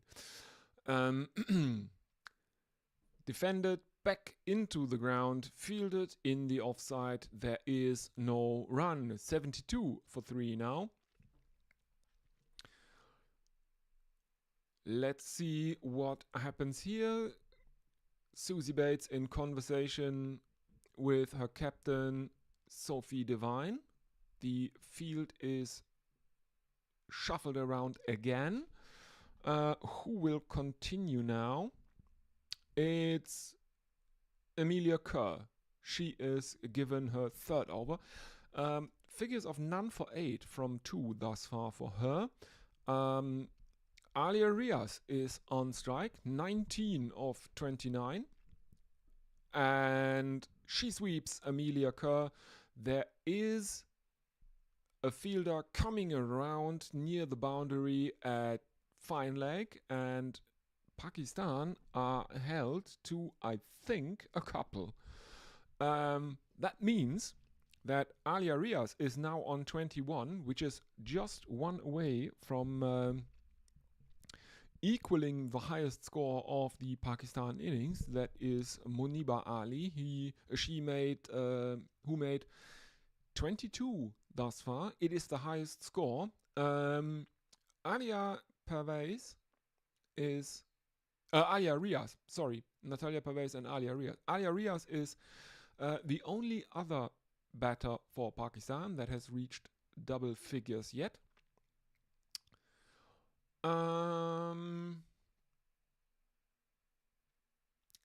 Here we go, and this one is the 3rd delivery of the over, and Alia Rias gets a single with a sweep shot.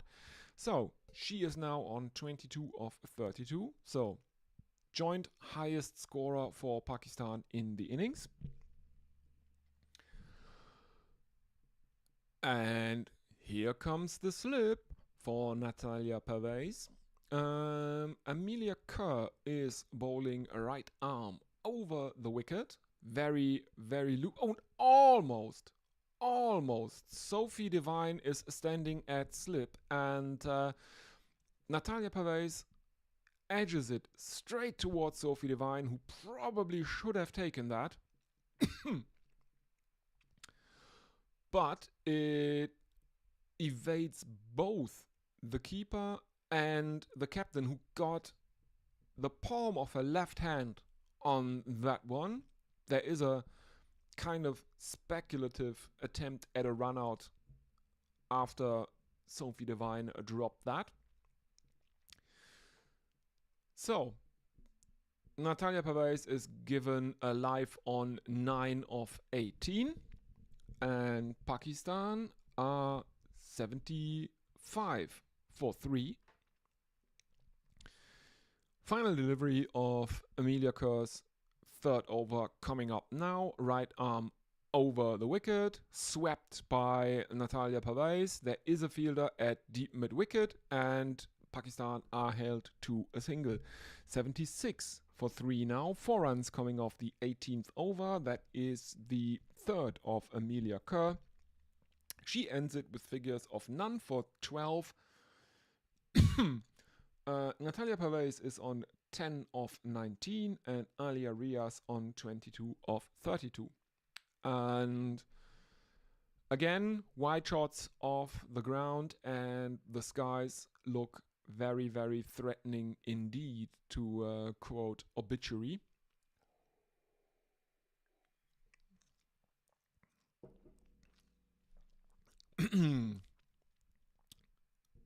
for those that know their 90s Swedish death metal. Eden Carson is given an over. She is bowling some offies. Right arm over the wicket, played back straight towards the bowler by Natalia Pervez, and there is no run. 76 for 3 still Pakistan. 18.1 overs gone. As Eden Carson is continuing right arm over the wicket. This one is turned into the leg side, but there is a fielder in close, and there is, again, no run. Is there still a slip in place for Natalia Pervez? No, it is not, but this is a mistimed shot that goes high, high, high towards the threatening clouds, and it drops into the safe hands of Sophie Devine at mid-on, and the fourth Pakistan wicket has fallen. Natalia Pervez caught Devine, bowled Carson for 10 of 22 deliveries, strike rate of 45.45, and that should bring out... Who does that bring out? I think it's Fatima Sana, the captain, should be in next for Pakistan at 6, then followed by Sidra Nawaz, the keeper, at 7. But let's see. Well, let's have a look if anyone is with us in the live chat. That would be really nice. No, I think Rhubarb WD is the last one I had to... that's the last one I got. So, it is Fatima Sana indeed in at 6 for Pakistan. 76 for 4 now. 18.3 overs gone. Reminder, it is a 46 overs aside match because of the earlier rain delay.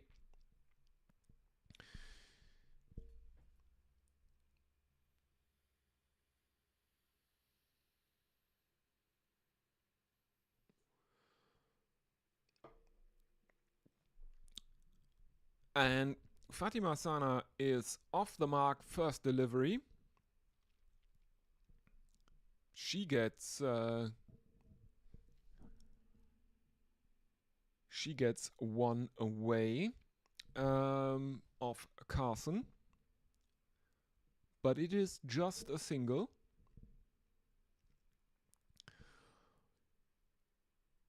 In comes Eden Carson, aborts her run-up. Bit of a chuckle from the bowler as the umpire declares the ball dead, and she hurries back to her mark.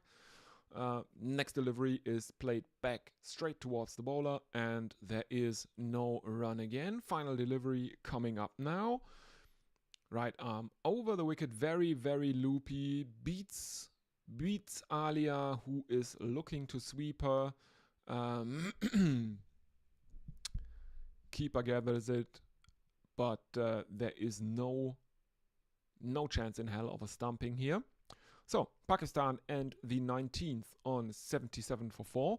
The current run rate is 4.05, and Amelia Kerr is given a fourth over. Reminder, one bowler can bowl a maximum of 10 overs, and 4 others can bowl a maximum of 9. So, thus far, New Zealand have used 1, 2, 3, 4, 5, 6 bowlers. So, yeah, I guess give Leah Tahuhu 10 overs and distribute the rest amongst probably Jess Kerr, Amelia Kerr, Eden Carson. And who else should get another over? Rosemary Mayer has bowled 3 so far. She has conceded 19 runs. She has bowled a maiden, but she has the worst economy rate of the New Zealand bowling attack at 6.33. No one else is above 5. And that 5 is Sophie Devine, who has bowled 2 overs for 10 runs. So, Amelia Kerr starts with a wide, follows it up with a dot ball, and then concedes a single in her next over.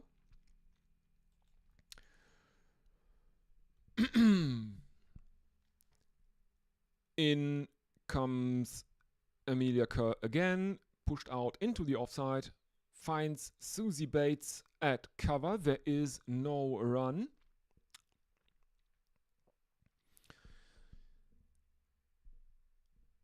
Fourth delivery of the over coming up now, and in comes Amelia Kerr, and there is a big shout for LBW.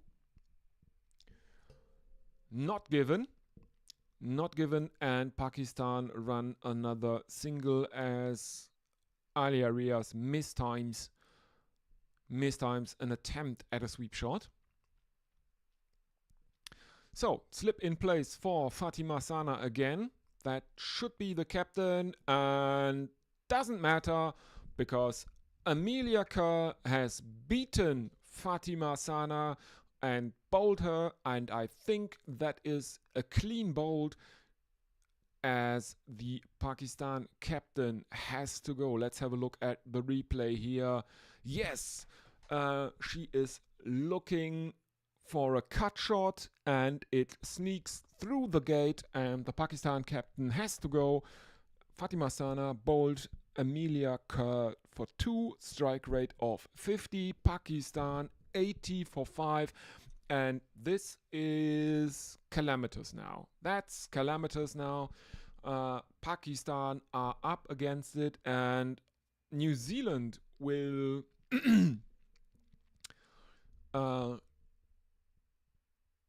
they can probably smell blood right now. Their bowling attack has been way too good for the Pakistan batting lineup thus far. 80 for 5, even though it's not a full 50 overs a side game. New Zealand will will be very, very confident that they can bowl out this Pakistan side within maybe 10 overs and chase down whatever runs Pakistan are able to wring out of their tail. Chase it down within maybe 15 overs. So let's see. It is indeed the keeper who is in at number 7 for Pakistan. She survives her first delivery, defends Amelia Kerr with a very, very straight bat, lunging forward, and that is the end of Amelia Kerr's 4th over. Pakistan 80 for 5 and with their backs to the wall. Let's have a look if anyone is with us. If you're watching this on YouTube, don't forget to like and subscribe. It really helps a small channel like mine a lot. As Eden Carson is given a second over, she has excellent figures of 1 for 1 right now. And she starts with a dot ball to Alia Riaz, who is now the high score for Pakistan with 23. Muniba Ali made 22 as the opener, as the Pakistan batters put on 30 for the for the first wicket. Two quick wickets on 30, though made it definitely New Zealand's game, as there is now a single taken, as Eden Carson is blowing on her bowling hand and cheekily redirects some fielders out there. So, single taken, Sidra on strike now. Sidra Nawaz is on strike, and she remains on naught of 2. In comes Eden Carson again, defended straight back to the bowler by Sidra Nawaz again, and Pakistan remain 81 for 5. Eden Carson bowling the final delivery of her second over. In she comes. This one is driven straight out to cover, and there is no run. So, 21 overs gone, and Pakistan are 81 for 5. 1 run coming off Eden Carson's second over. She has figures of 2 overs, 1 for 2. And let's see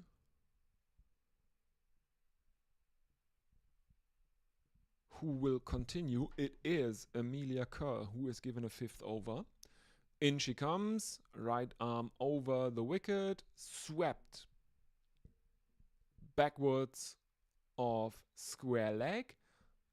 There is a fielder down there at deep backward square leg who gathers it, throws it in towards the keeper, and there is a single for Pakistan in that one.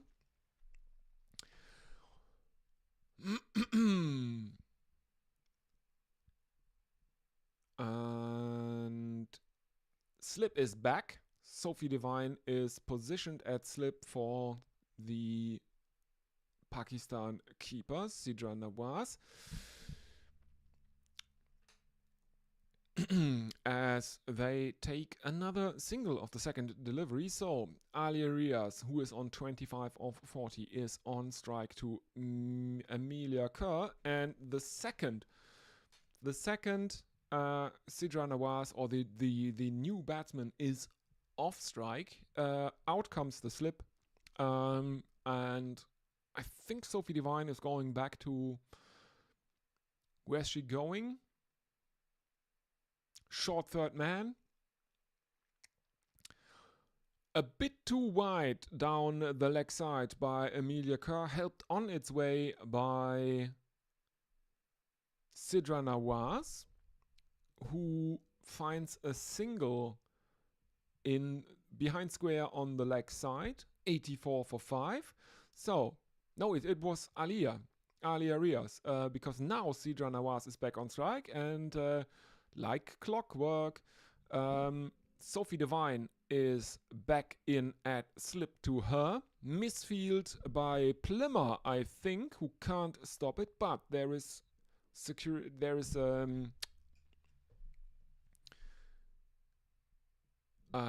someone backing up in the deep. And Pakistan take another single. So Alia Rias on strike. A bit too short from Emilia Kerr. It is there to be pulled, and pulled it is by Alia Rias, who moves on to 27 as they take another single. 86 for 5. Pakistan now. End of the over. Let's have a look at YouTube.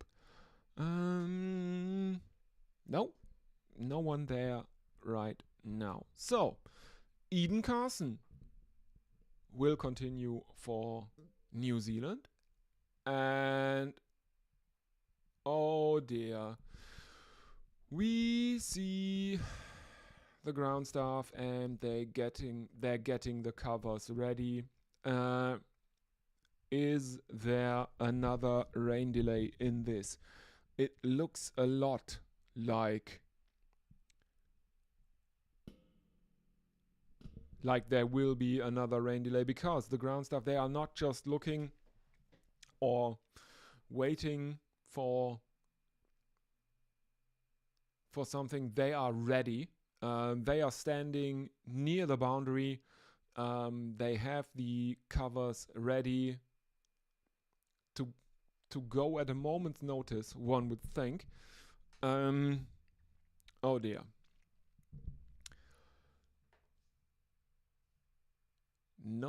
Nothing yet from the umpires, though,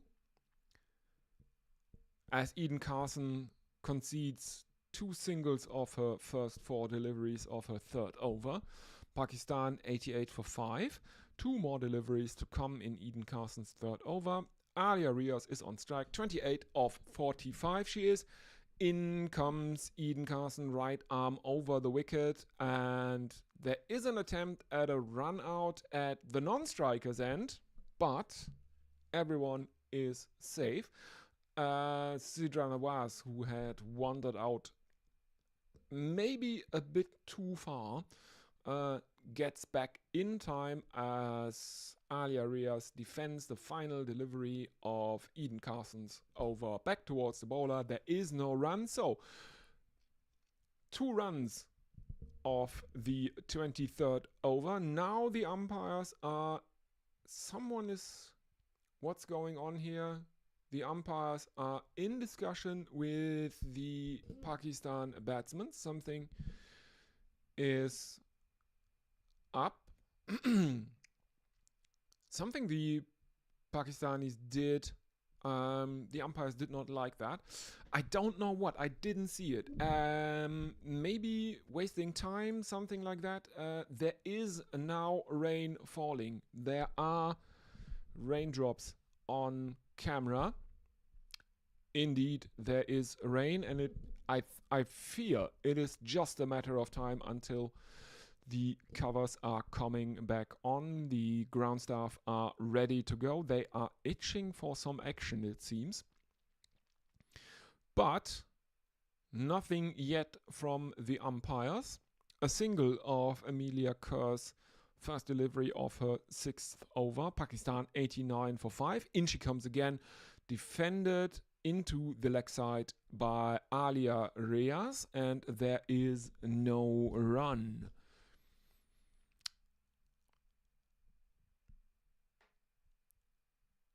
Let's see. We now see a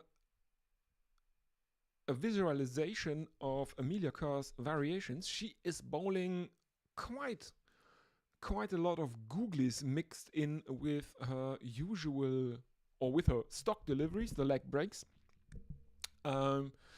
It's almost half.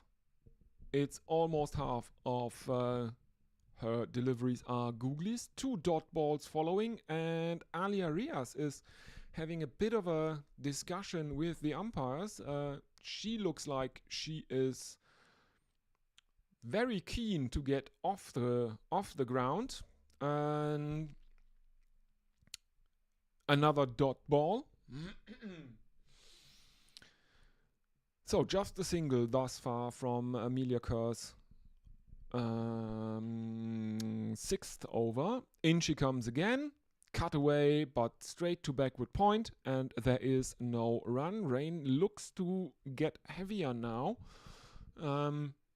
At least that's what I can see on my screen here. Final delivery of Amelia Kerr's 6th over coming up. Beats the outside edge of Alia Rias, and there is no run, no chance of a stumping either. The back foot did not lift a millimeter. Lea Tahuhu is all smiles, and I think now the umpires are having another discussion. I don't know what they are talking about. That's not looking like a light meter.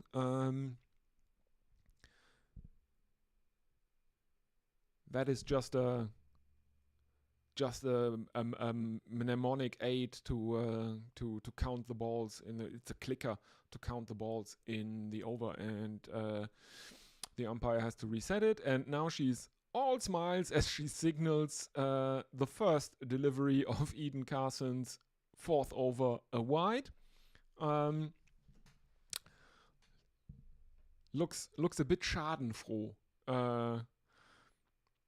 As now Sidra Nawaz cuts one, and that evades the backward point fielder. I think that is Jess Kerr.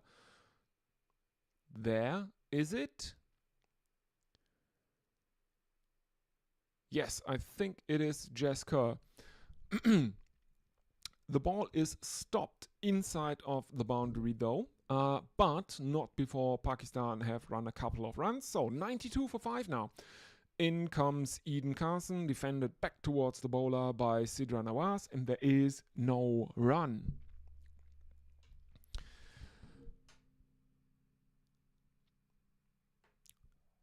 In she comes again. Right arm over the wicket, very, very loopy, and played out to backward point, who this time fields it cleanly, stops it, prevents any runs. 92 for 5, 24.3 overs gone.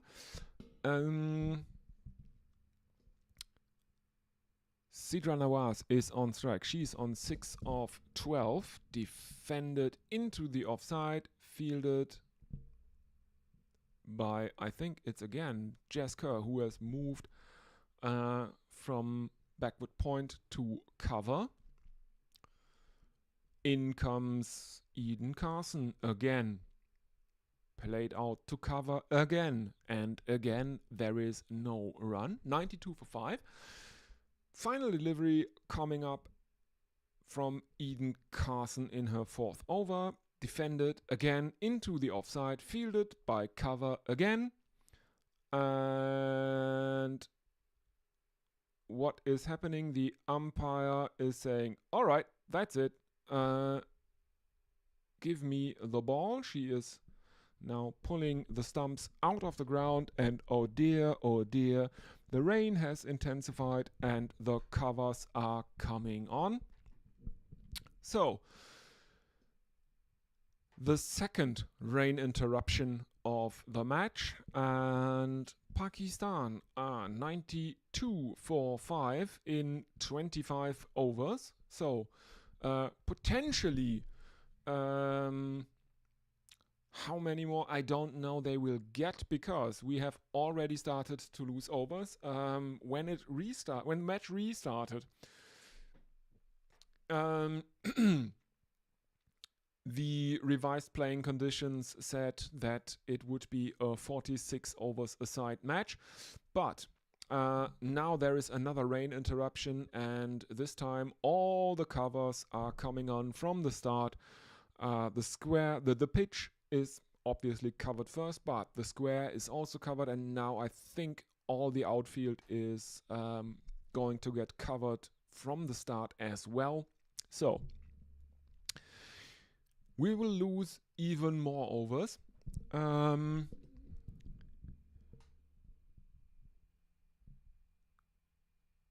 So let's see if anything on Cricinfo can tell me something. Pakistan are very, very keen to get off the field, obviously. New Zealand definitely want to stay out there, want to beat Pakistan. They need to beat Pakistan to go ahead of India on the table. As we are seeing some a montage of Eden Carson being the life of the party during warm-ups, training, and during the match. So let's see if anyone is with us on the live chat. Now I think Rhubarb is the last message that I got, and I read that out. Rain everywhere in the world. Yeah, it's not raining here right now, but it is looking a bit gloomy, I have to admit. But anyway, New Zealand will want to finish this match. They have Pakistan on the ropes at 92 for 5. Highlights of the innings include Alia Riaz, who is on 28, not out. Muniba Ali made 22 of 26. She was out court base bowled Jess Kerr. The only other Pakistan batter to make it into double figures was Natalia Perez, who made 10.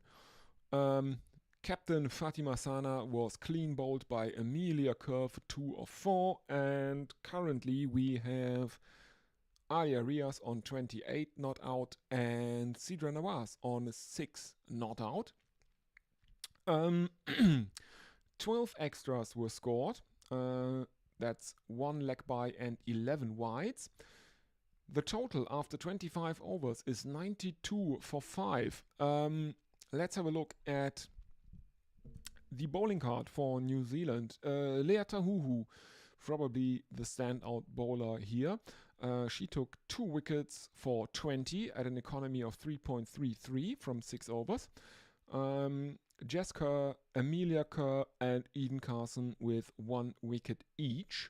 Rosemary Mayer and Sophie Devine, the bowlers, to have been unlucky so far. But it looks like there will be quite a rain interruption. And yeah, forgive me if I go and take a short break during the rain delay. I will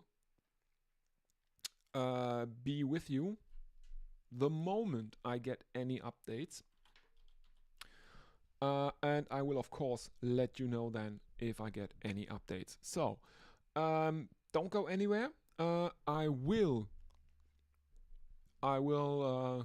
broadcast or commentate any cricket that we might see here this day between New Zealand and Pakistan.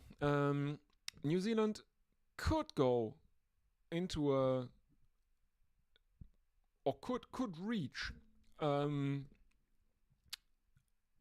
a place in the knockouts. They would join Australia, who are already qualified. South Africa are in 2nd place, England in 3rd, India currently in 4th, but they are very, very much 4th place, because Australia and England, so 1st to 3rd, they are within 2 points. Australia 9, South Africa 8, England 7. India is on 4 points. New Zealand currently in 5th on 3. So if they win here today, they will go ahead, as we are now seeing the rain intensifying again in Colombo. Well, it's what I've been dreading when I saw that the match would take place in Colombo. We had 6 matches in Colombo so far. 3 of those have produced no result because they were abandoned due to rain. So, anyway, I will put on the rain delay ribbon, chevron, and I will be back with you the second I get any news. So don't go, or keep this live stream open. I will be back.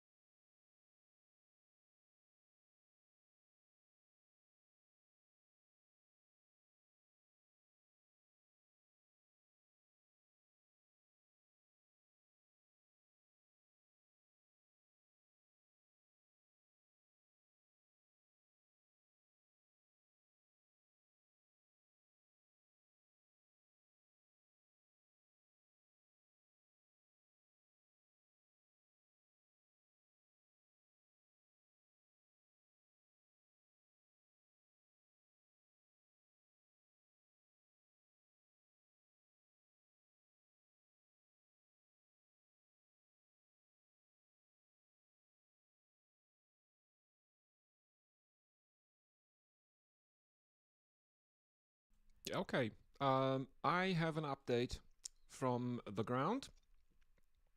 Um, according to Quick Info, it is now down to 36 overs aside. Let me have a look. Yes, it's down to 36 overs aside now. The innings break has been trimmed down to 10 minutes from 30. The power play will be 7 overs and the target will be DLS adjusted.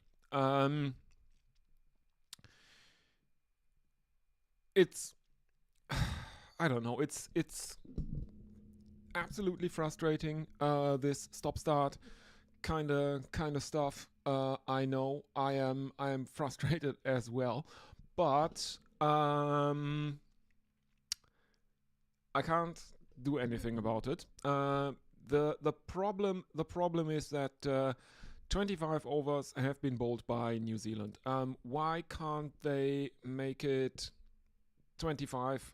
Why can't they just call the Pakistan innings now, adjust the New Zealand target, and make it 25 overs aside? Why can't they do that?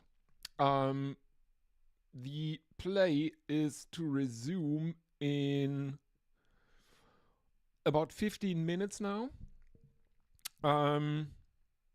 Yeah. If there is another spot of rain coming in, I have a very bad feeling that that would be it for the match. Yeah. So, in 15 minutes, apparently we will resume for 36 overs aside. And I will be with you again then. So, let's keep our fingers crossed that this is the last of the rain for the evening. Let's hope it's not a washout. If it is a washout, the South Africans will breathe very, very easily. They will sigh heavily with relief, because if this match is washed out, South Africa are qualified for the semi-finals. Yeah, so that is the latest update from the ground, and I will be with you in about 10 minutes from now.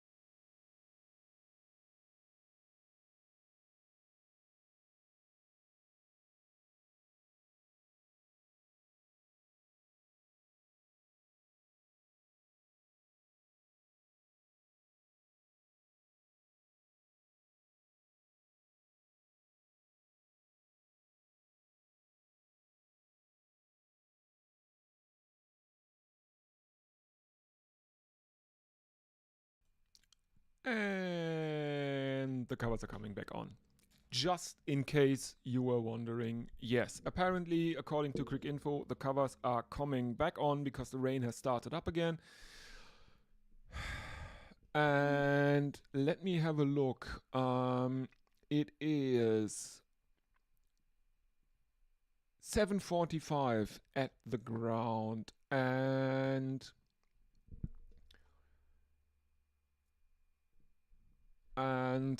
apparently the cutoff time is around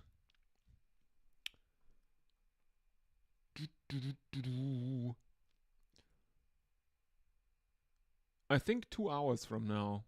That's the latest cutoff time. Yeah, I don't really have high hopes for this match coming to anything resembling a satisfying conclusion. Looks like 4 out of 7 matches in Colombo in this Women's World Cup to date will end in a no result. It's too bad because of course, on the one hand, it means that South Africa have qualified for the semi-finals, if this is called off. But on the other hand, it's really hard on New Zealand. Who will they have to face still?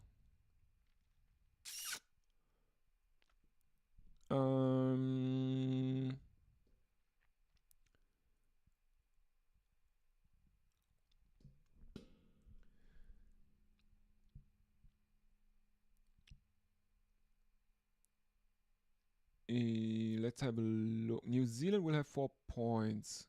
They will have to face India and England. Are the 2 matches left for the for the White Ferns. As I'm seeing, yeah, it's covers are on. It's not as many covers as earlier, so that's kind of a good thing, but still, the covers are on. The square is covered. There are 4 tops out at the moment. Now there are some. Yeah, there were pictures from earlier. They had started to pull the covers back off, and yeah, now they are firmly in place again. The Pakistani team is going well. They're pacing around like caged tigers at the moment. 92 for 5 after 25 overs they are currently, and the scorecard on the screen still says 36 overs, but that is out of the question at the moment because, as I said earlier,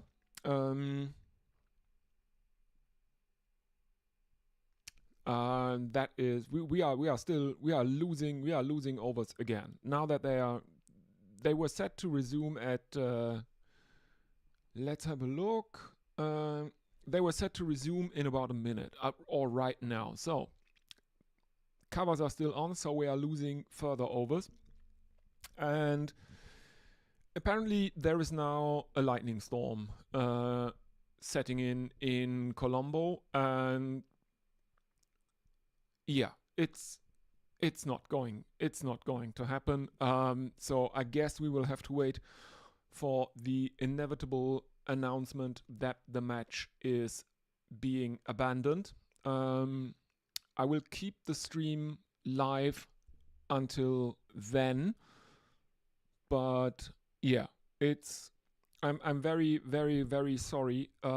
It's not looking very good.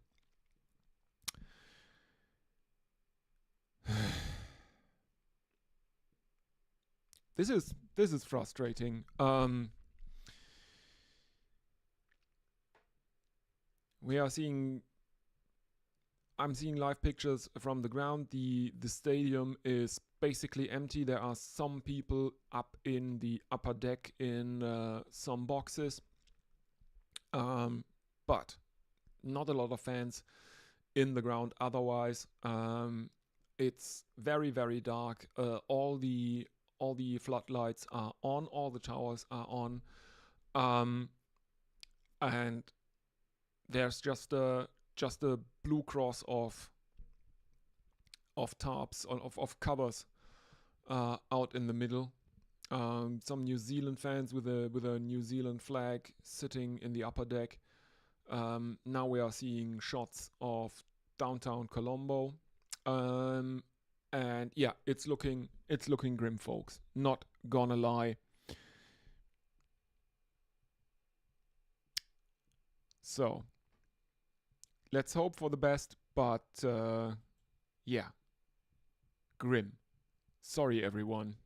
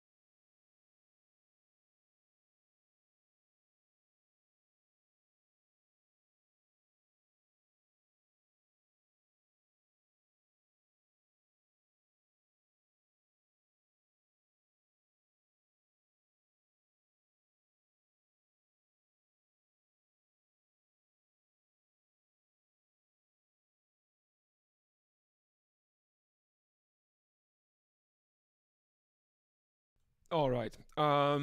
Yeah, I don't have very good news, but in a way, it's it's over. That's a positive, I think.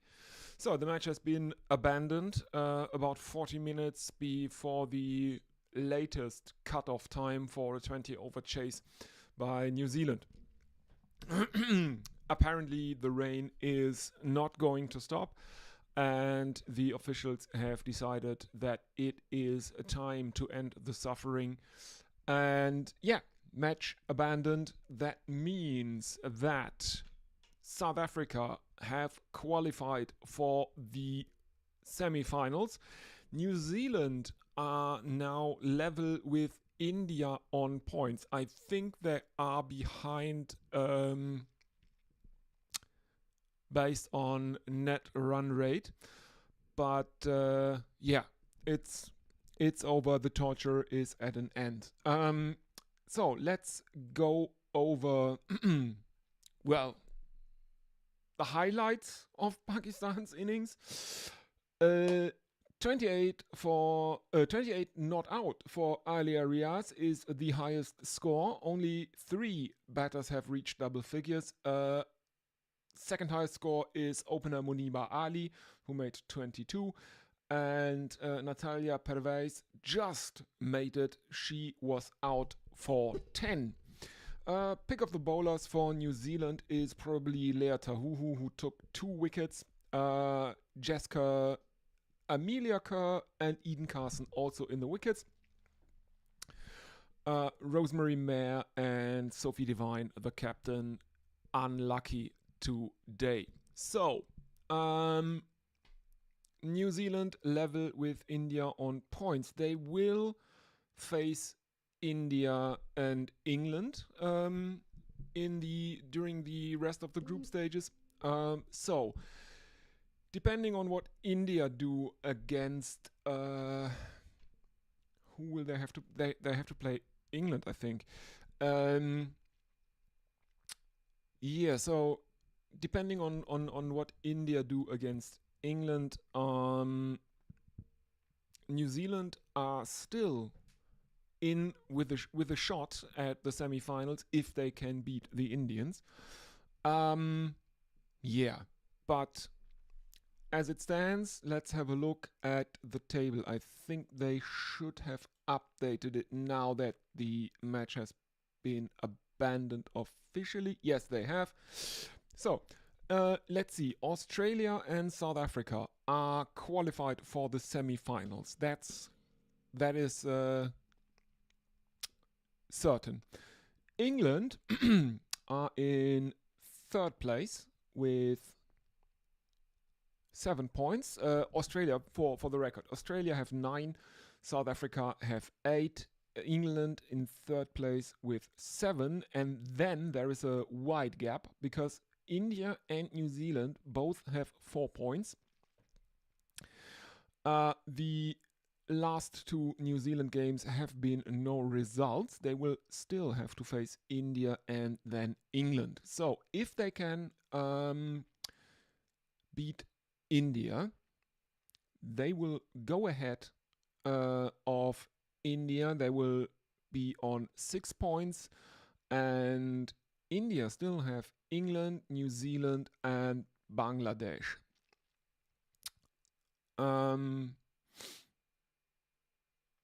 Yeah. This is going to be interesting. Bangladesh, Sri Lanka, and Pakistan with 2 points are out of the contest. Basically, Bangladesh, the only team in the bottom 3 that have actually won a match during this edition of the Women's Cricket World Cup. They won against Pakistan, but Sri Lanka have one abandoned match and 1 no result and 3 losses, and Pakistan have 3 losses and 2 no results. So yeah, it's going to be tough for New Zealand. Pakistan are absolutely out of it though. So, let's have a look if anyone is still with us. I'm sorry, it's been one of those days. It's been a very very cricket day at the Cricket World Cup today. So, yeah, if if you are still with me, first of all, if you are watching this and are not subscribed, please consider subscribing to the channel. That really helps a small channel like mine. Also, don't forget to like the stream. Yeah, and thank you everyone for the attention, for listening. I know it's been a bit of a bad day, but what little cricket we had, I think, was rather entertaining. So it's a shame that it's a no result, and yeah, well, it sometimes do be like that in cricket. I don't know when I will stream next, but if you subscribe and activate the notifications, you will be informed when I stream next. So, thank you very, very much, everyone, and we will see each other again.